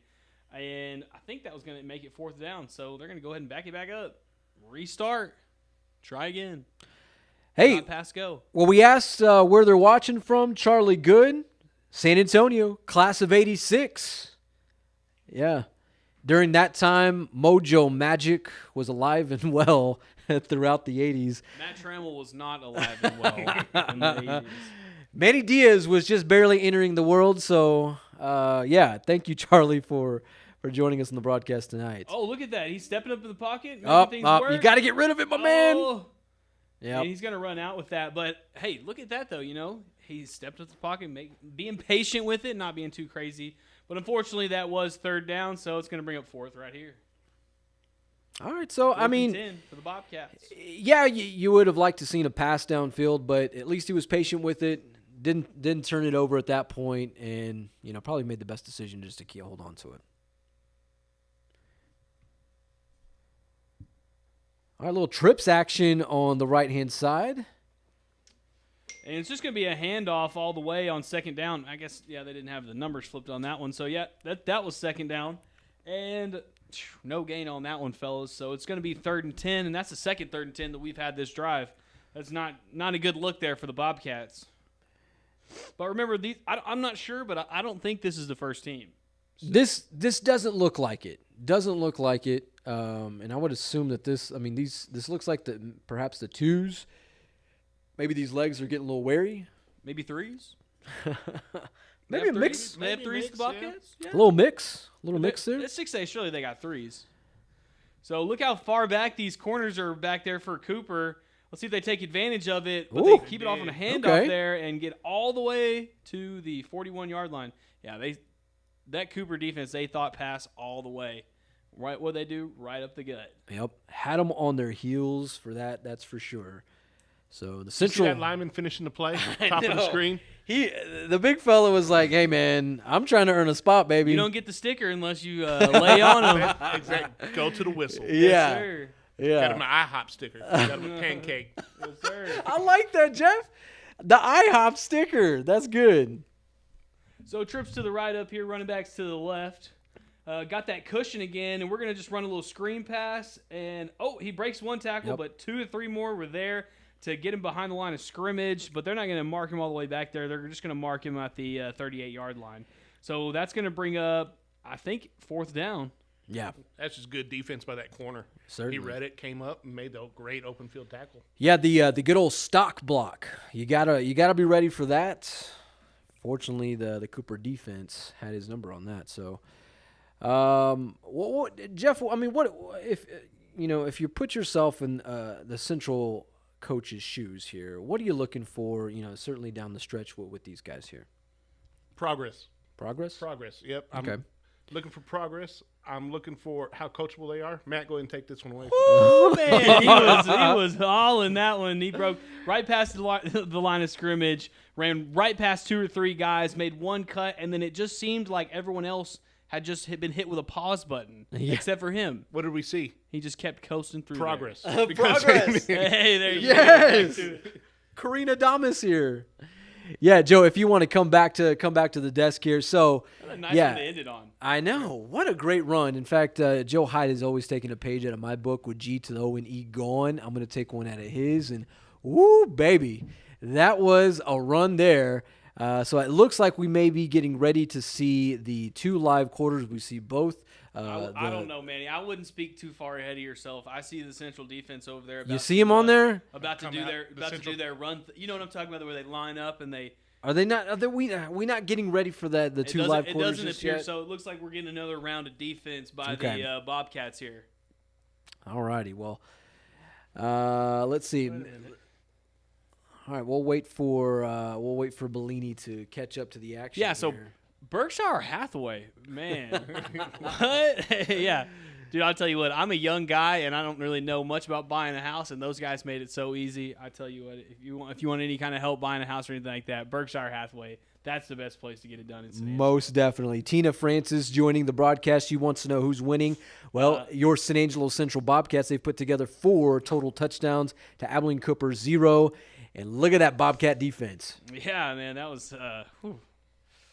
pretty brutal. He kind of WWE in your shirt right there. I know. Say? A little NWO, baby. yeah. The Wolf That's Pack. what he did. Yeah, that's what he hit him with. Textbook. Yeah. Came down the line, gave chase. Hit him with the Hollywood Hogan. Yeah. Yeah, so we're back at it. We got a tight end, so we got doubles on both sides. Running back is to the left. Central's going to play up just a little bit in the inside. But they were still able to get that hitch off, and it's going to be about a pickup about 7. Okay, playing it safe there. Central's playing a little zone in the secondary, and Cooper just found the soft spot in that. The dink. Yeah, the dink. We'll see what we get with the dunk. We'll see what happens with the dunk. The dunk. That's a Seinfeld episode. If he dinks or dunks, I believe. If you've caught the old Seinfeld from back in the 90s. Man. Tough crowd here tonight. I'm a little too young for Seinfeld. On that. Oh boy. Okay. Cougs back with the rock here. So they send their wide receiver in motion. Running back goes on a wheel route, and it looks like he's going to throw it to him. Oh, just almost intercepted on that one, guys. Not a good-looking ball there, but either way, a little overthrown, so no harm, no done. No, yeah. Hey, Charlie Good giving us the goods tonight there in the live stream here on Facebook. Answering some questions. Central scored 4 touchdowns. That's right. Cooper scored none. You're exactly right. Thank you, Charlie Good. And also, Central has a field goal, too. The first drive, they actually kicked a field goal. So, actually have more than that. So, if we can go back to the desk here, we got a little change in pace once again. That one was pretty quick, guys. So, maybe, just maybe, we can see some live football. Yeah. Well, no, right back at it. It looks like we're getting right back to the action. Cooper with the rock there, the Abilene Cooper Cougars. Trips with the tight end to the left side. Trips are on top. Just a handoff. It's going to be to the outside. Central's there, though, all the way. They got 3 Bobcats on it. Yeah. No gain on that one. 2nd and 10, guys. Now, Joe Hyde has presented a very good question here is like, how do you pronounce Cooper in Abilene? And so, being a member of the media there for a number of years in Abilene, you say Cooper, from here you would think Abilene Cooper, but over there, Abilene Cooper, the Cooper Cougs. In fact, the radio like broadcast is the Cooper Cougs broadcast. And I'm not making this up. Even in fact, with McMurray Warhawks, it's not McMurray, it's MacMurray. All day, day. So, and well, I'll even throw one more over there. So if you know Antley Lane, they're in Abilene. It looks like Antilly Lane. No, Antley Lane. Did not know that. Yes. I was right now years old. I've been saying Antilly forever. No. Antley Lane. In fact, if you go to Abilene, Texas, and you tell them, hey, I'm looking for Antilly Lane, they will correct you quick, fast, and in a hurry. Well, this is looking more like Cooper and not like Cupper tonight. Cupper. Yeah, the old Cupper Cougs. Yeah, so third down for the Cupper Cougs. And it's a pass play all the way. And, bounces off the Cougars' chest there, and doesn't even matter if he would have caught it. He was behind the line of behind the first down line, so no gain on the play. I think that'll bring up fourth down. There we go. Progress is what we had a penalty on the play, so we're actually moving backwards. I think that was holding on the offense. All right, well, good stuff there. And Kareem, we'll touch back on that. This may be a personal foul. Personal foul. We're moving back 15. All right. Oh no, Are they we're starting restarting. over? We're restarting the. Yeah, sorry guys. Remember, guys, this is a scrimmage, so just stand by with us. We're learning as well. Next week, I promise we'll be a little more sharp when there's a clock. Yeah. The clock always is a good thing. All right, Joe Hyde mentioning tonight, shout out to the Bobcat moms. Bonnie Johnson is one for sure. Her son, Boston Johnson, Monica Robles. Oh, with a little flip action there. I bet that one hurt. He's going to think again before he jumps after a hitch ball again. Now, I tell you, Adam Robles, he's a central slot receiver. Gentlemen, can you guess what his nickname is, his mom's nickname to him? What's his name? Adam Robles. Adam. I'm going to guess it's like Speedy. Speedy? Okay. I'll tell you this. He's fast. It's the name of a particular coffee shop here in town. I'll give you that. Buttercup. Yes, Buttercup. Buttercup and then Buttercup. Yeah, but I tell you, Buttercup and the Nutcracker. Yeah, they call him Buttercup. Imagine that. But no, Adam Robles, true. He's a great kid. We're walking forwards. We're walking backwards. We're walking forwards. The Zebras can't I quite don't get their know. lives together tonight. It's a migration of the zebras in Abilene. A call of the wild. In their natural habitat, the zebras of Abilene. If you see the referee, the zebra. So just a handoff here for Cooper. And nowhere to go once again. And dang, man, they're being pretty physical out there, and they're getting hyped up, jumping up. Throw another firing flag up. because of that. How about going to Nowheresville, fellas? That's right. One stop, nowhere. Guess not. No stops, no. Yeah, there's a little jabbering going on there from that central defense. You gotta love it. You gotta appreciate it at least. Yeah, they're hyped up, and they've been playing for what, an hour and a half now. They have a Yeah. reason to be hyped up. You know, they're Football's Giving up back. 0 touchdowns Yeah. tonight. Hell yeah, heck yeah. Trembles is getting hyped up, Getting baby. hyped up. Football's back, guys. And Look at that. Look at that. Dang near an interception on that one by the Bobcats. But the problem with that was, guys, was that receiver was actually behind the secondary. The quarterback he just was. didn't get it there. So that's not always the best thing. A Even near though we almost got Oski, the though. interception. A near Oski. We'll call it that. Near Oski.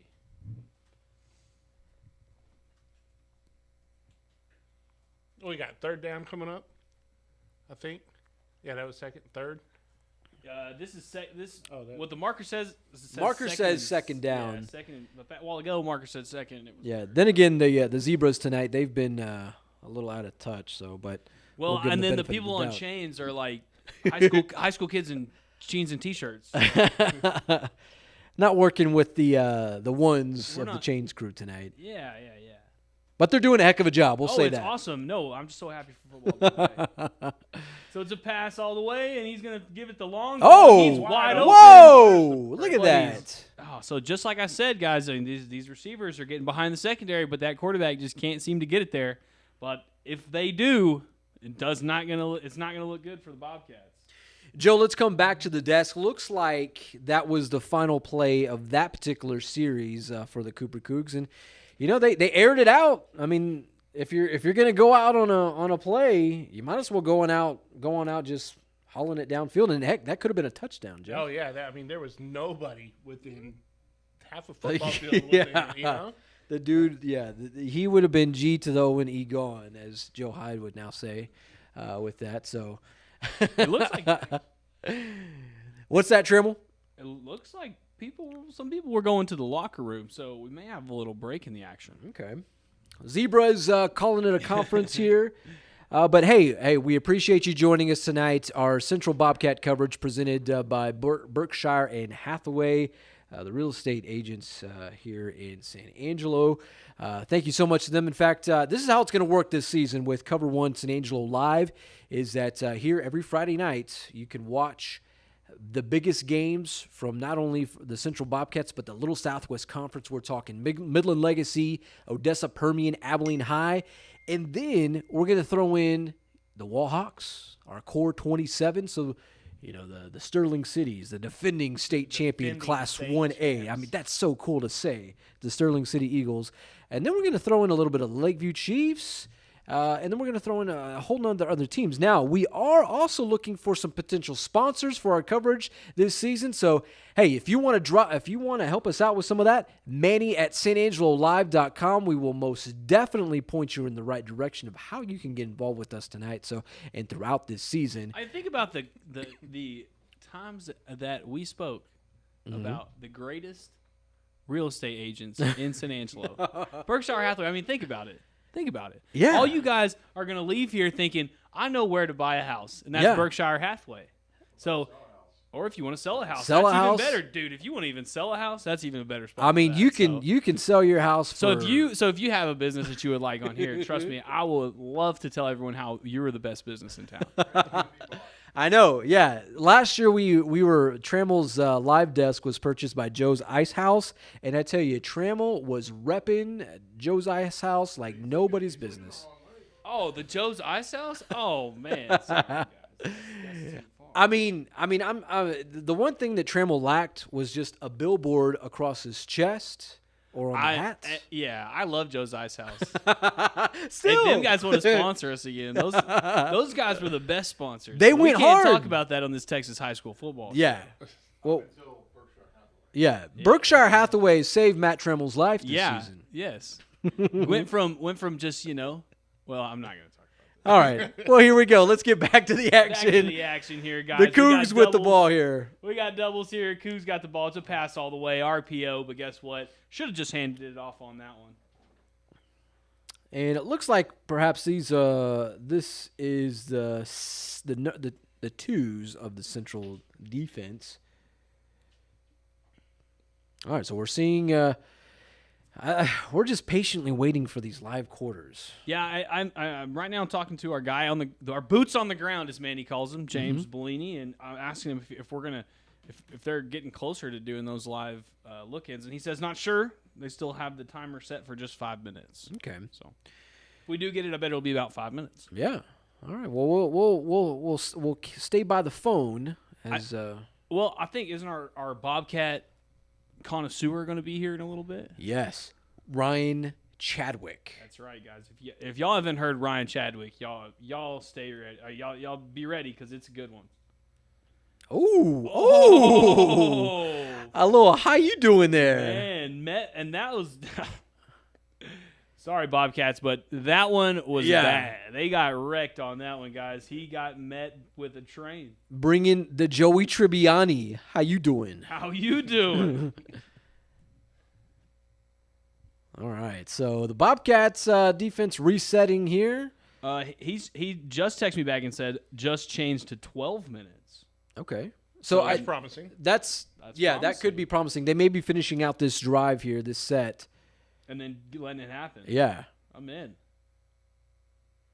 Well, and if you're just joining us, folks, tonight here on the broadcast presented by Berkshire Hathaway, the Bobcats have put up 4 total touchdowns on the night. The offense doing some work tonight, paired with a field goal and 2 touchdowns from Samuel Navarrete, 2 touchdowns from Jacob English. And if you don't know anything about these guys, Jacob English, basketball star, track star, Samuel Navarrete, they call him Bobby Boucher, and they call him that for a reason because the kid loves contact, and he's got some wheels on him. So unlike Bobby Boucher, he plays on offense and pretty darn good at what he does. That boy fast. that boy fast. If we go from Coming to America, that boy good. Guys, boy real good. We just punt. They just punted. I wonder. They just punted. Okay. What? Why? I thought we were scrimmaging. Thought we were just resetting. Okay. Well, I mean, we're in for some surprises tonight. Mass confusion tonight on the Cover 1 set, ladies and gentlemen, as no one has read the rules for this scrimmage. We're just funning around. That's all. No, I really read it all. I know exactly how. Yeah, well, the Bobcats, hey, they're putting out a good outing tonight. We're seeing a lot of good things from this offense, and it looks like as they come back on the field, I'm trying to see. This looks like the ones that are coming out, so we now might be getting the 2 live quarters here as we bring the ones back onto the field. All right, so 2 running backs and quarterback keeper. He throws it out, but it's going to be incomplete on first down. So 2nd and 10 here for the Bobcats as we're getting things rolling again, guys. All right, now I'm trying to figure out if that's Tyler Hill or Ben Imler. Man. Because both of them look insanely similar. I know right now this quarterback is wearing Ben Imler's number. I think it could be very well be Tyler Hill if that is the case, and this kid is killing it. Whoever is this QB1 tonight. In fact, if you want to drop us a line in this QB1 is doing some solid work. That's for sure. So we got doubles here. And it's a pass all the way. We're going to roll out right. He's going to dump it off, but he overthrew him way over his head. The guy looked like he probably was a little open enough to catch the ball, but nonetheless, it's going to be 3rd and 10. Yeah. The ATMO, the acronym for the Bobcats offense. If you're familiar with that, that is air that mother out, and that is what they've been doing tonight, finding a lot of different receiver. In fact, the main receiver that they've found out, Atmo. Air that mother out. Yes. What is that supposed to reference? I think you can figure it out. Pass. Yeah. Yes, a long pass. I'm supposed to throw my mother? All right, trips to the left, running back to the left, and he's got some pressure, but it was a running back screen the whole time. Hey, and that's not Samuel ready. Navarrete. He is gone. He is running. He's at the 40, cuts back, and gets tackled about the 35-yard line. So from 130 to the other 30, we're on the other side of the field. And we got a little fight going extracurricular over here. Blaney, what are you doing? I want to see the fight. Yeah. It was coming back before that. There was a hold right there. Are we calling holding back? Oh. So we got a holding over here. We also got some extracurriculars over here with some pushing and shoving and yelling. Mr. Shoving stuff. Yeah. Hey, guy. Don't call me buddy, guy. Don't call me guy, buddy. I'm not your guy, pal. Yeah, I'm not your guy, pal. Yeah. I'm not your pal, friend. Yeah. All right, So we got a holding. on Bobcats. All All right. Personal We got foul? Personal foul on the defense. So What are we gonna do? Should mark off the holding, then the personal foul because it was a dead ball. So they should take it back 10 from the spot of the holding. Look at and this, then go 15. Coach Kareen spitting knowledge tonight, spitting facts. at the end of the summer camp, the young zebra runs down the Abilene ISD fields. Oh man. The migration continues. That was a great block, though. I don't know who was out there on the lead on that screen. That was a great block, though, until the kid's jersey was down around his waist. Yes. He turned and tried to go after the tackling. Indeed. Hey, I didn't let go. Tristan Franklin, the one-time Lakeview Chief, joining us tonight on the broadcast. We appreciate you, sir.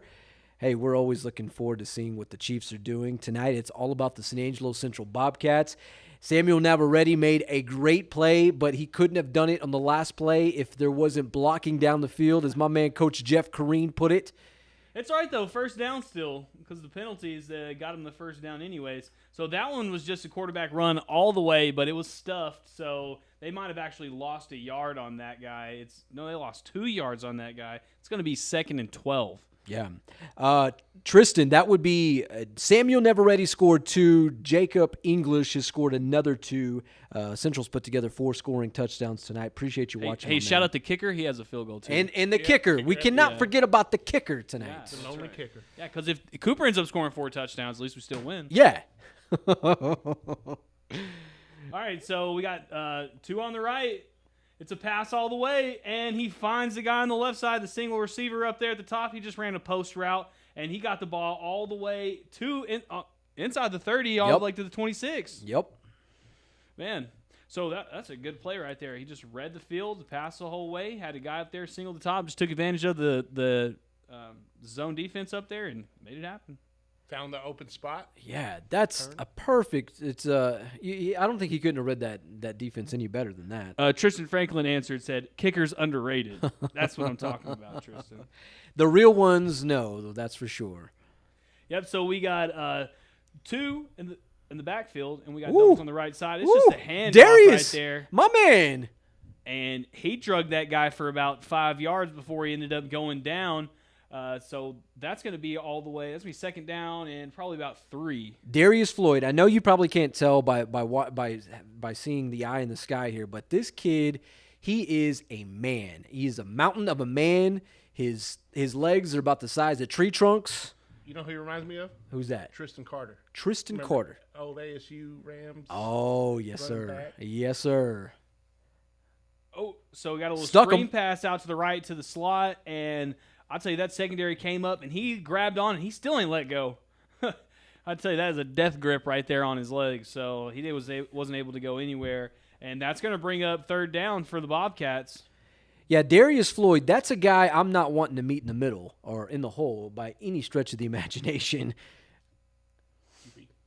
So they're getting the call play in. Remember, this is first-year head coach Kevin Crane. Of course, he's been offensive coordinator forever for the Bobcats, but now he's stepping up, and he's the head coach.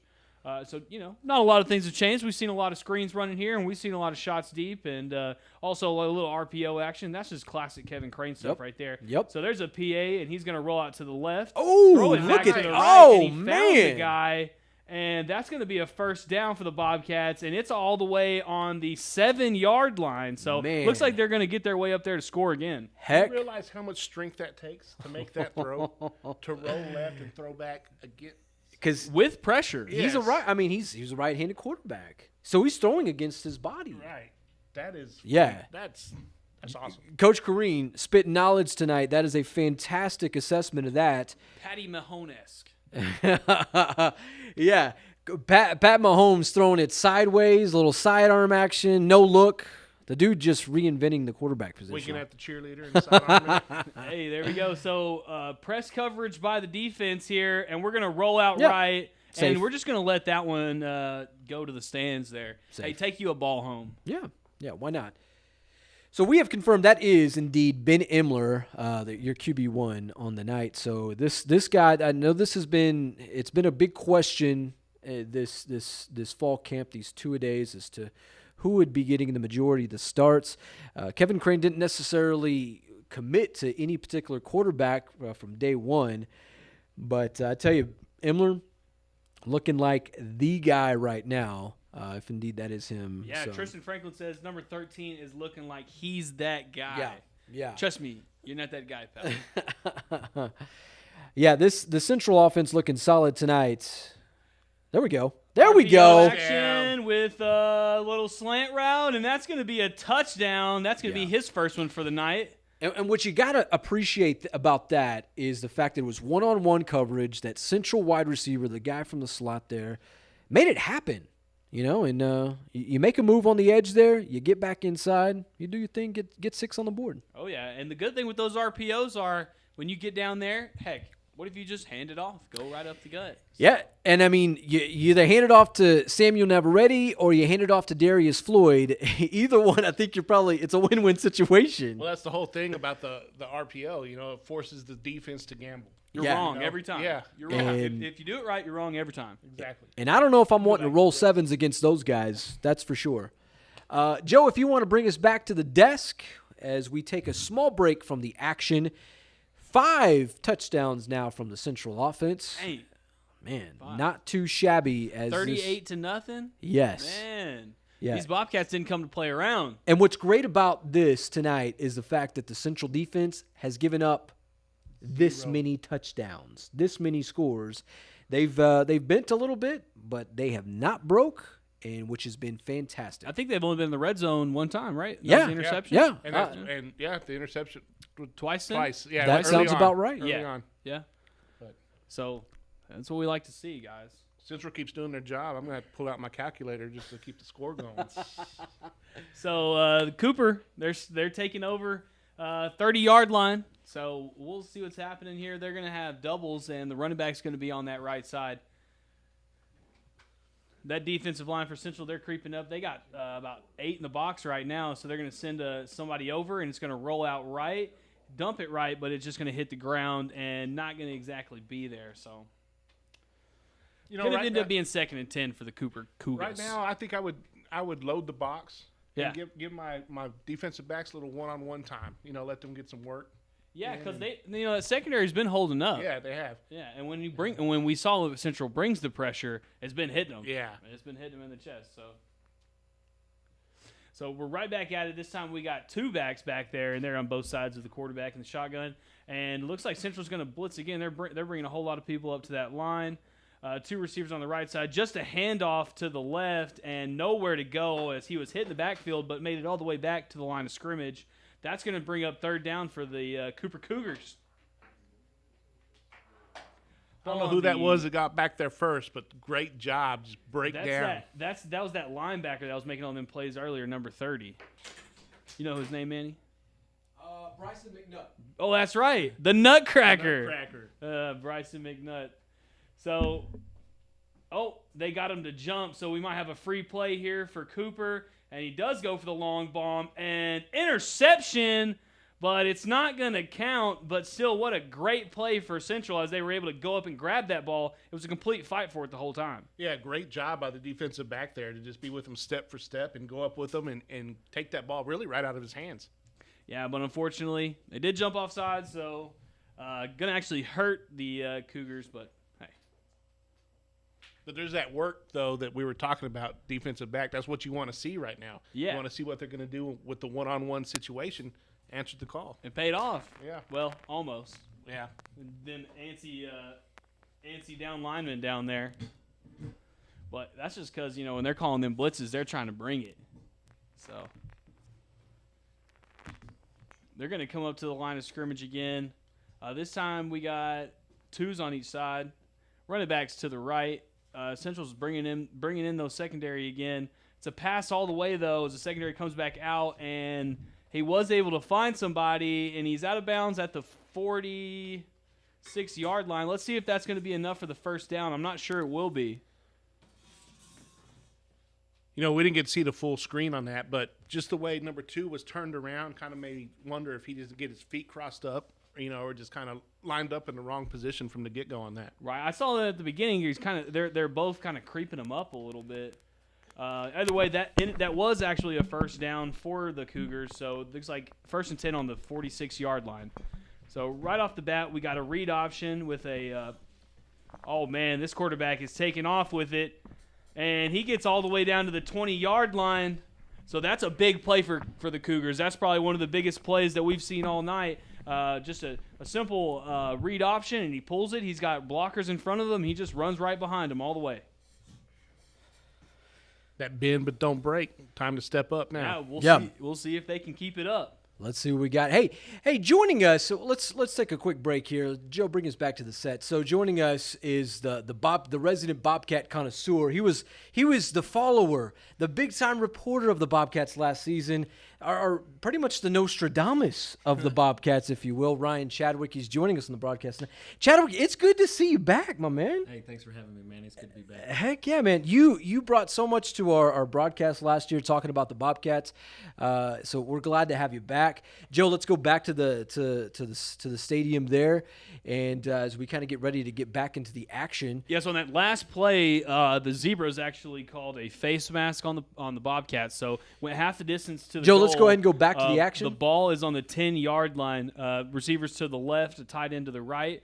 It's just going to be a quarterback run all the way. It's a quarterback sweep. Let's see what happens. You got a blocker or two and gets about 5 on it. So 2nd and 10 at about the looks like they're going to mark him at the 6-yard line.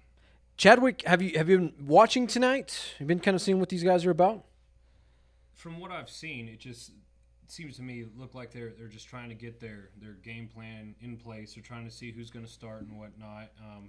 Giving some guys who don't usually play a chance, just maybe some of the younger guys. I've seen some of their 1s and 2s in there. So just, scrimmage ball, getting ready for the season opener next week. Yeah, there we go. Trips to the right. We got a handoff. Got a counter to the left.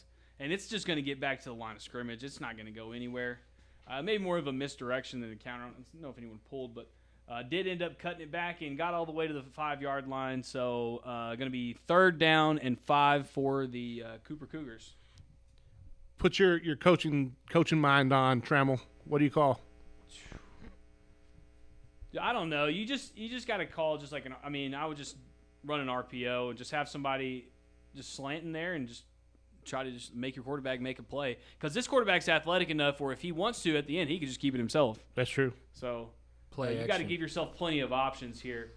So he's just going to roll out left and dump it off. Oh my goodness, that's a good little flat play right there. And that's going to be the first touchdown for the Cougars. So look at that, Manny. We have an answer as the Cooper Cougars were able to throw a touchdown pass right there and not make this game close, but at least get on the scoreboard. Yeah, they've made it a little bit honest tonight. The Central offense the Central defense up to this point has been extremely dominant and pretty much just controlling the tempo and doing what they want with that. So looks like Cooper they're lining up for the field goal here or the extra point. And but yeah, so that would be 5 touchdowns to Cooper's 1 now. That's correct. And the kick is up, and the kick is it's solid. Yeah. Tony Allen chiming in tonight. Tony Allen, he is a basketball wizard here in the city of San Angelo, chiming in saying, nice to see these basketball players making an impact on the football field. Got 5 of them out there. I know one of them. He is referencing Jacob English. We've talked about Jacob English tonight because he's had 2 touchdowns. Bombs that have been thrown his way. They've been airing it out. Ryan, so far, thoughts on the Bobcats offense? I know you're big on these guys. What early impressions so far? I mean, it's nice to see them lights out, just like they are every year.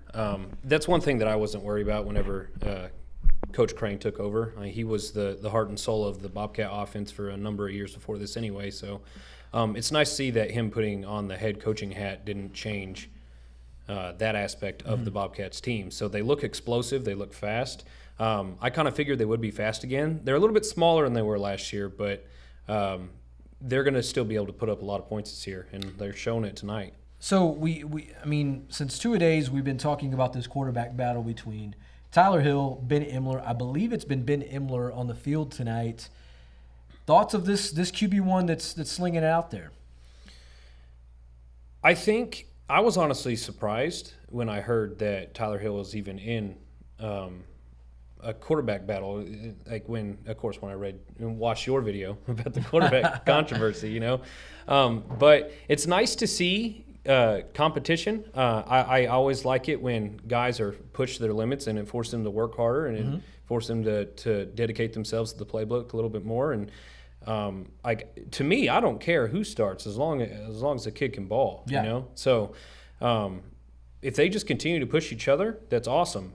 I will say though, there does need to be a definitive starter week 1 because no team likes having multiple quarterbacks carousel through the first couple weeks of the season. Definitely, yeah. So 2014.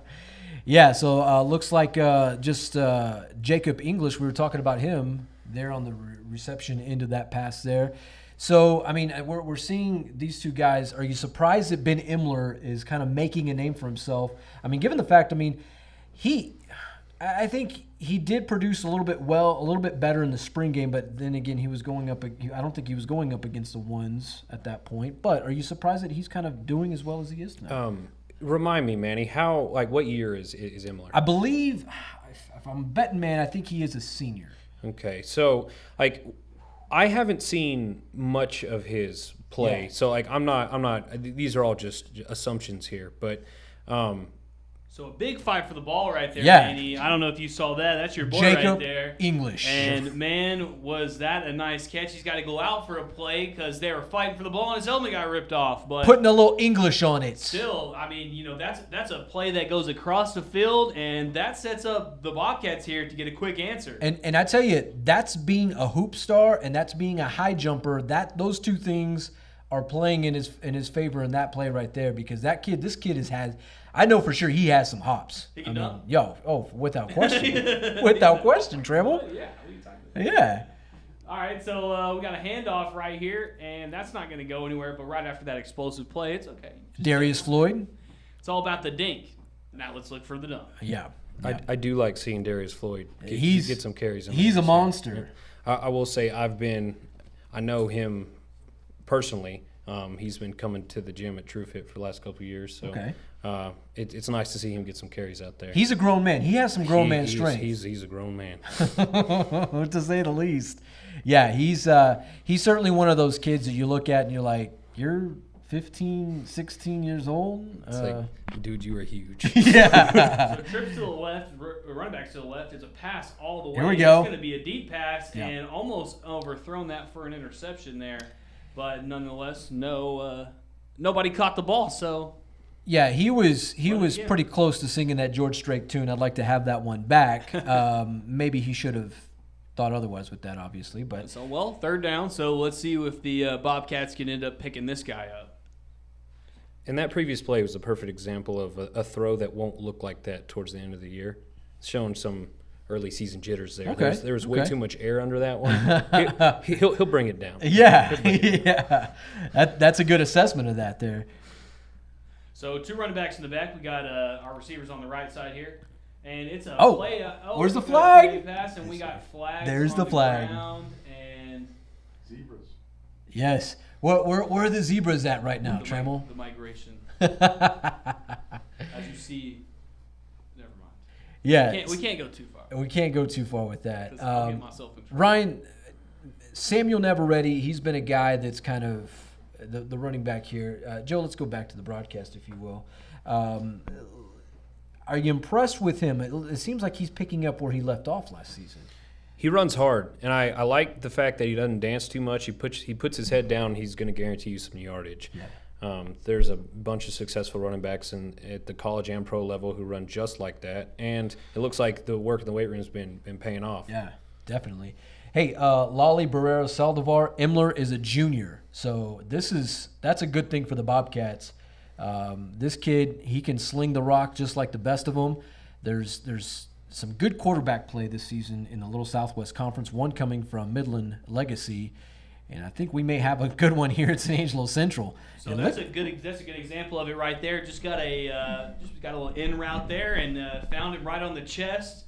Just made it look easy. Didn't have a lot of pressure back there, and we haven't seen a lot of pressure on these quarterbacks. So that's just a testament to the Central offensive line. Well, that's the best thing you can have right there. When you have an empty pocket, a clean pocket, and you're just playing backyard football, just stand in the pocket and have a little fun. That's exactly what that was right there. Isn't there multiple offensive linemen who are returning this year? Yes, in fact, a lot of these linemen. That was a terrible looking play there. That was a weird play. Yeah, a lot of these linemen, they've been on this team since they were freshmen and sophomores. So I mean, we talked They're ready about to barrel some boys. Yes, they've had plenty of IHOP stickers, as Jeff Kareen would say. Kobe Moore, the starting center, who we kind of saw exit the game, a few series back, He was a guy he's been starting as a center since he was a freshman. So a lot of these guys, there's a lot of continuity in them. They know how to play the game. They're used to the Friday night lights. I think I touched on it certainly, in the 2 days video that I produced. I think the offensive line is probably the most tenured and the most experienced group on the field, which is a good thing because you don't want your quarterback hurt, and you want your running backs to have clean lanes. So these guys are certainly snow plowing things through. So we are taking a quick break from the action here. Our coverage tonight presented by Berkshire and Hathaway. Heck, they are our favorite real estate group here in San Angelo, just because they're bringing you the coverage of the San Angelo Central Bobcats. I'm surprised Matt Trammell hasn't jumped in there with that. Are they the coffee time? No. Okay. It looks like we're wrapping up here, boys. We're clapping it up. We're clapping it up. Look at this. Look at this good sportsmanship here. Well, look, yeah. So that is it appears to be the end of the scrimmage here tonight. But I tell you what. How much fun was this, guys? This was a lot of fun tonight. I'm so happy with football being back. This is a lot of fun tonight. I don't understand. 5 total touchdowns tonight from the Central Bobcats. Only allowing 1 defensively, as you're seeing both teams exchange handshakes there at midfield. They're at the historic Shotwell Stadium in Abilene, Texas. Chadwick, do you like what you've seen so far, or do you think these guys are ready for week 1 against what's always been somewhat of a track team in pads and the clean Shoemaker Grey Wolves? I think, especially with there being no COVID restrictions at the start of this year, they look much more ready to go this year than they did last year. Mm-hmm. I expect them to start much faster. I expect them to not give up as many points early. It looks like they have a bit of their scheme on track already defensively. I liked seeing tonight that they only allowed 1 touchdown. And I know Abilene Cooper is technically a smaller school, but the Bobcats still showed up tonight. So if we can contain, Shoemaker's very, very gifted, receivers and running backs, then I think they will play fine. The thing with Shoemaker is 1 touchdown always turns into 2 to 3. The Bobcats let the game always lets the game get away from them. So it was a snowball effect last year, and it snowballed real quick. And that's usually how it goes when the Bobcats play teams like this. So if they just play disciplined football, and then they will be fine. Definitely, Coach Kareen. Thoughts of these Bobcats tonight after seeing these guys kind of somewhat have their way with these Abilene Cooper Cougars? Great showing. If I'm a part of this coaching staff, I'm pleased with what I've seen. The things that need to be worked on are quick mistakes. Mm-hmm. Quick fixes, quick tweaks, things that are really easily done, and they could really get those fixed and really be firing on all cylinders whenever they play Shoemaker. Yeah. Well, the last few seasons they've had Shoemaker in Killeen down in Central Texas, so they've had to make that treacherous. And if you've ever been to Killeen, America, it's not a pretty drive by any stretch of the imagination. I know you go through the historic town of Richland Springs and see their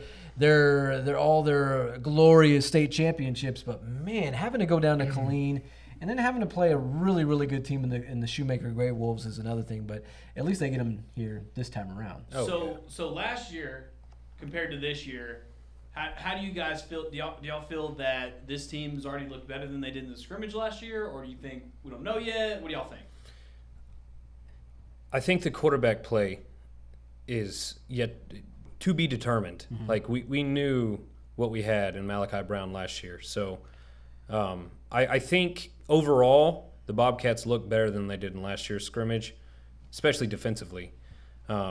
But we'll see how we go with rolling with the new quarterback this year. See, because the reason I ask, last year, Thursday, the 24th, Shoemaker beat San Angelo Central 61-35. So do you think that there's a chance that we don't give up 61? Or do you think we, can can even slightly remove some of that margin. Well, I mean, I think we have to see what Shoemaker is bringing to the table with quarterback play, because the quarterback really kind of sold it. You know, we talked about Jeff earlier in the broadcast. Who's the guy that you who's the guy that you want every down? It's your best playmaker, and the quicks on that guy last season certainly just set the tone from the very get-go, and the Central defense just couldn't keep up with them, quite frankly. But that's where you do that bend but don't break. Yes. You know, you force them to mess up. Hopefully they'll make a mistake in the red zone. Definitely. You know, take away some points, eat up some clock.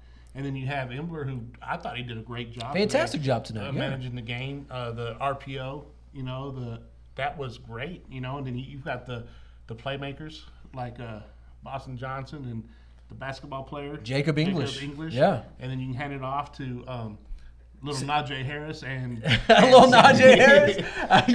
That's what he looks like. Yeah. Darius Floyd, Samuel Navarrete, Bobby Boucher, aka man. I think, you know, and we were talking about this tonight. The Central running game, I don't think it hasn't been as solid as it's been so far in the early goings, because you really couldn't put a stamp on true running backs in previous seasons. And I know Brent Davis, he was a running back coach and things like that, but he hadn't had a guy since then.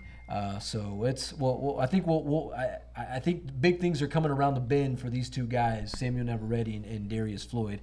Mind you, we are efforting some post game sound with the Bobcats' new old ball coach, Kevin Crane. So I know people are leaving, but hey, don't leave, because we got a perfect interview, the very first interview in Coach Crane's head coaching career from the field. So yes. We got y'all. Stay tuned. Kevin Crane going to be dropping knowledge on us tonight. So with James Bellini, huge. What did y'all think about his debut as a head coach? Looked good. Like, I'm not scared. Like, I knew he'd handle this position well. It sounds like it looks and sounds like he's just stepped up and he's just sinking into it, making it his own. Did it look different? Did it look different than a Brent Davis Central football team? To me, it's too early to tell. That's all I'll say. They're still wearing orange and white. Yeah. They're still wearing orange and white. Yeah. No, that's what color they are, orange and white. I do like that assessment. Where's blue on their uniform? It's orange and white. Hey, Trammell, our school colors are orange and blue. Hey, show me the blue on your jersey. Show me the blue. Show me the blue. I tell you, it was a few years back.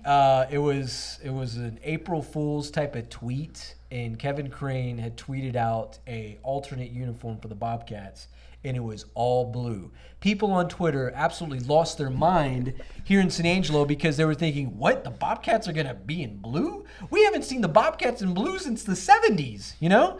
And let's bring it back then. Yeah, so I texted him. I was like, Coach, what are you doing? He's like, I'm just fooling with everybody. You're April Fools. And I'm like, Coach, what are you doing? What are you trying to do?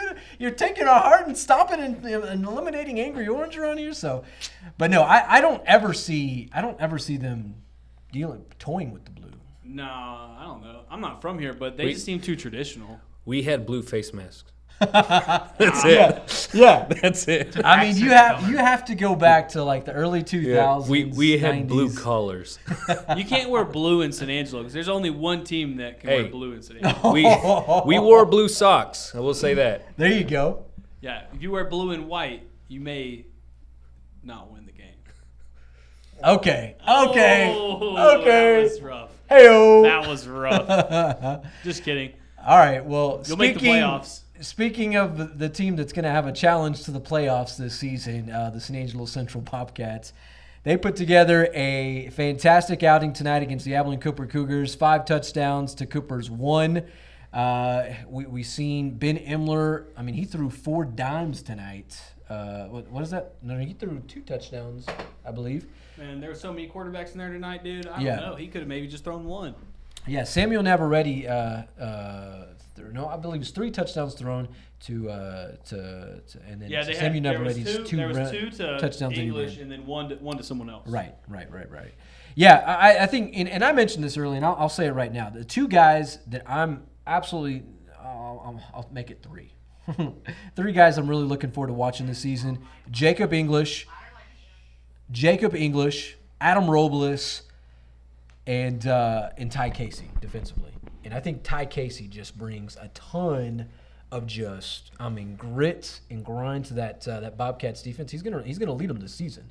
Robles, he came from the JV last season, and of course Jacob English hasn't played since middle school. So this is kind of just new to him. But I think the speed, his speed and his athleticism, I think it's gonna I think it has the potential to overmatch some of these type of guys, which is a good thing because if you're a track star and you play basketball, you know how to position yourself in certain things. Well, we saw it a couple times. He stretched the field really Yes. well, got behind the secondary and scored. Yeah. And then whenever Ambler threw it up, he get confidence in English and a jump ball. The And we saw one-on-ones, that. yeah, that's what you play. You play down on the blocks, get in the But paint. man, that first one, it was the 100-meter relay. I swear. It was like, go. And everyone else was just standing there watching. Yeah, he Gone. said go, and he's like, "How far do you want me to go?" So I'll tell you what, my favorite player I saw tonight, man, you probably already know. High flyer, the Nutcracker. That's right. Bryson McNutt. Bryson McNutt. That's right. Dude, he was flying out there tonight. Yeah. Making plays all the way out there. I mean, he's probably going to be their stud linebacker. Yeah, he's got some potential. Defensively, Chadwick, do you like what you've seen from this defense so far? Given the fact they've lost some guys in the interior of the defense, do you like what you've seen so far? I liked what I saw from the linebacking core. Yeah. So I think if they can get their conditioning up a little bit so they don't get tired, they're going to be all right. That's historically has always been the Bobcats' problem. As soon as they get tired, that's when they start giving up big plays. That's when the game begins to get away from them. And I'm not saying that they're not always conditioned, but this year specifically, like just with so many new guys in there, let's try to avoid that eventuality, you know? So the secondary, from what I was watching of them, I was mostly focused on the linebackers tonight, but the secondary looked good. They made a couple of big plays. We had that interception that wasn't to be, with the offsides call, but that was a heck of a yeah, snag. it was a fought snag, for that and guy, yeah.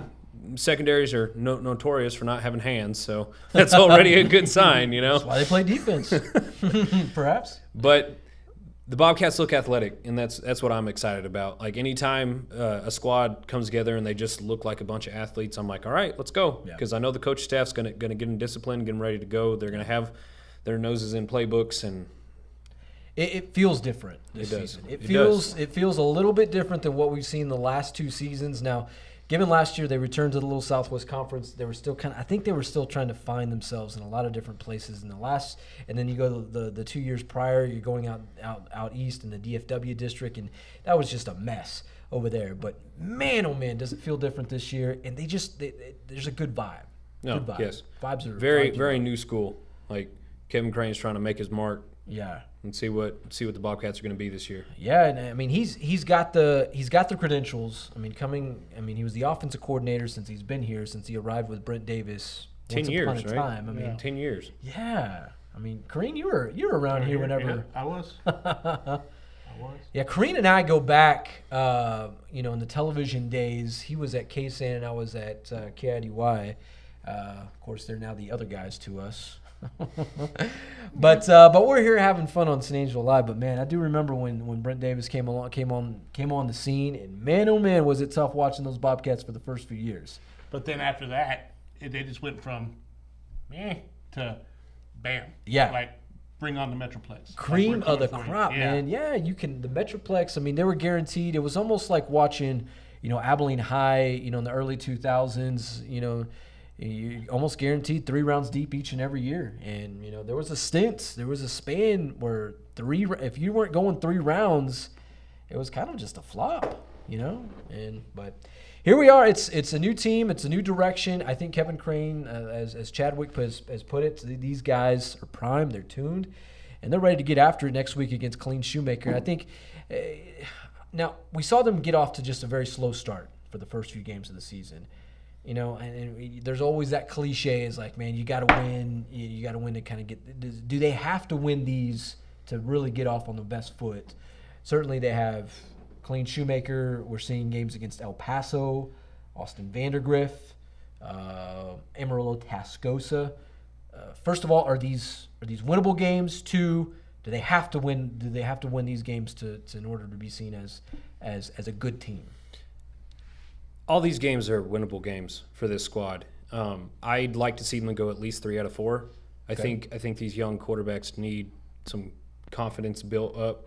I need to see that they know how to win, not just playing receiver like Tyler Hill did last year, if he ends up being the starter. But they need to build up some confidence, and I don't think that's not unattainable. Like the El Paso schools are always decent, but San Angelo historically usually beats them. Sure. So that shouldn't change this year. We're going to their crib this year. Yep. Back to Socorro ISD Stadium. That's a long drive. I remember that one. Colleen Shoemaker, it's always been a toss-up. We go back and forth with each other every year, The only one that I know absolutely nothing about that I'm actually excited to do some research on is the Austin school. Austin Vandergriff. Yep. Yeah. Vandergriff. That's the one that I can't say because I don't know enough, but knowing Crane, I don't think he would just schedule a game let's go get our boys' butts kicked right before district starts, Yeah, I mean, and Brent Davis always said it. He wants to schedule some ball players. And last year we were supposed to go over there. This year they're coming over here. But man, oh man, they're kind of in that same realm. I think they're in that Cedar Park. I'm not sure if they're in that same district or not, but man, they've always traditionally, since I know they're a relatively new school, but man, they've put out some good teams over the years. So, but yeah. Yeah, and then Tascosa, we used to be in the same district as them. Very winnable game as well. Yeah. Yeah, and it's that's kind of like an El Paso type of drive. You just head in the other direction. When you go over there, and they're going to be playing in a new stadium, the West Texas A&M new stadium there. They're in Canyon, so it's kind of just mixing it up a little bit before they kind of get into the district season, the little Southwest Conference. Now, I know it's the way too early type of talk when we talk little Southwest Conference and district front runners and things like that. But based on maybe what you've read, if you've seen anything, I'll start with you, Chadwick. What do you think Central's chances of actually making some noise in this district and doing something that's somewhat in a positive light there? I honestly think they have just as good a chance this year as they did last year. Midland Lee is going to be strong again. Midland High will challenge, and depending on how big Odessa Permian's offensive line is, we'll see how it goes, But just because of the kind of offense that the Bobcats run, they're going to score points. So it honestly depends on how good this defense ends up being. Yeah. So, I'll say historically over the last 10 years, the Bobcats have always had a shot for the district title, and I don't think that changes this year. Yeah. It sounds like a pretty good assessment. Kareen, I know you've kind of been in the six-man game a little bit out in way West Texas and Grand Falls royalty, but I mean, when you're out in way West Texas out there, certainly in the Permian Basin, you're always going to hear about the Midland Lees, the artist for now Midland Legacy. It's always going to be weird to say that. Yeah. And, of course, Odessa Permian. But, kind of what you read about these guys, what you've maybe seen a little bit on Twitter, the YouTube, anything like that, do you like Central's chances to compete this season? I love Central's chances, especially the offense they're running. Talking about six-man, this might be one of those times where they're like, give me 3 stops this half, 2 stops next half, and we're going to win this ball game. Okay. You know what I'm saying? We're Okay. going to stretch the field. We're going to dink and dime you. We're going to hit the flat, open up the middle, attack the middle, open up the flat. I like stretch it. the field, and you better score because we're going to score. And Kevin whoever has the Crane, ball- I hope you're paying attention right now. Whoever has the ball last is going to win. Okay. And I like our odds with ball in our hands. Yeah. Late in the fourth quarter. We got some ball players, that's for sure. Jeff Kareen bringing the knowledge tonight, that's for sure. That's very good stuff. Matt Trammell, What's up, bro? do you like what do you based on what you've seen tonight? I know we're way too early predictions. Do you That's my thing, man. This is Trammell, way too early predictions. What are you talking about? Yeah. So my predictions. I think Central, they're going to probably make Kevin the Crane playoffs. with the Central High School. Hold up, we got a little. All right, so I think Central's going to make the playoffs. Of course, they're not going to be the number 1 seed, and they're probably not going to be the number 2 seed. But unfortunately, I have a feeling from the quarterback play that I did see tonight, I wasn't a big Malachi Brown fan, but, I saw a little more playmaking and more star power in him than what I saw tonight. So and he struggled against this little Southwest Conference. So of course they're going to beat Midland High and they're going to beat Odessa High. But when you're talking about even friendship and you're talking about Abilene High tonight, what I saw they might have to step it up a little bit because they beat Abilene Cooper, but did they really once it actually started turning up? Because when they did, Abilene scored right. Whenever there's the last drives and the ones were back in, Abilene scored. So it wasn't like, what we're bringing up. We're saying, 35-7. But was it really? Because at the last drive, they scored, we scored. Okay. So I can buy that knowledge. That's how I see it. So way too early prediction from Matt Trammell. What do you think? Number 4. Number 4 in the district. Fighting for that. Man, Yeah. if you want to send your comments to Matt Trammell, send it at Matt at SanAngeloLive.com. He'll be happy to field your questions, comments but about either that way, fourth at least spot. I'm saying they're making the playoffs, so they'll be just like the other San Angelo ISD team. They'll be the 4th seed in the playoffs. Remember, Matt at San Angelo Live. Oh, Chadwick's over here. Look at him. He's sitting there looking like, He like wants to Mark come, Wahlberg. He wants to come Did whoop you me really right now. just say that? Like, did you really just say I that? love it, but But check this out. You said, I heard all this stuff about Lee and Permian and all that. Oh, we have tradition. We have tradition. Well, guess what? Central has tradition. Yeah, they New do. tradition. I mean, we Certainly. Definitely. that's a good point there. So, But the tradition is gone, and we got a new head coach. So how about we It's hear not from him, gone. guys? How about, I'm it's just not kidding. I'm gone. just kidding. But no, seriously though, James Bellini was down on the field, and he did talk to Kevin Crane after the game. And we have the exclusive interview here on San Angelo Live. So y'all want to check it out? yep, let's do it. Let's roll the tape, baby. Kevin Crane with the Central High School Bobcats. How do you feel the scrimmage went tonight, sir? Overall, we're pretty pleased. Thought we did some good things, offense and defense. Certainly got a lot of work to do, but a pretty good starting spot. And your quarterback battle going on between Hill and Emler? Himmler, yeah. Emler? Yeah, they both played well tonight. Tyler didn't get quite as many reps as we wanted him to, but we held him out a little bit. And I thought Ben really played well in the situation that he was put into. I thought he played well, and I was really pleased with him. Right, and your defense seemed to play pretty well as well. I mean, at the very beginning, a couple plays there at the beginning, but they seemed to really catch on there at the end. Yeah, I was the end. proud of our defense. I thought they played well. I thought they were aggressive. I thought they got to the ball. One of our main goals is to prevent big plays and not to give up big plays, and they did a good job of that tonight, not giving up big plays, and so I was proud of them for that. But just like everything else, I mean, it's a starting spot, and we got a ton of improvement to make from here on out. So guys, Tyler Hill went out with a situation.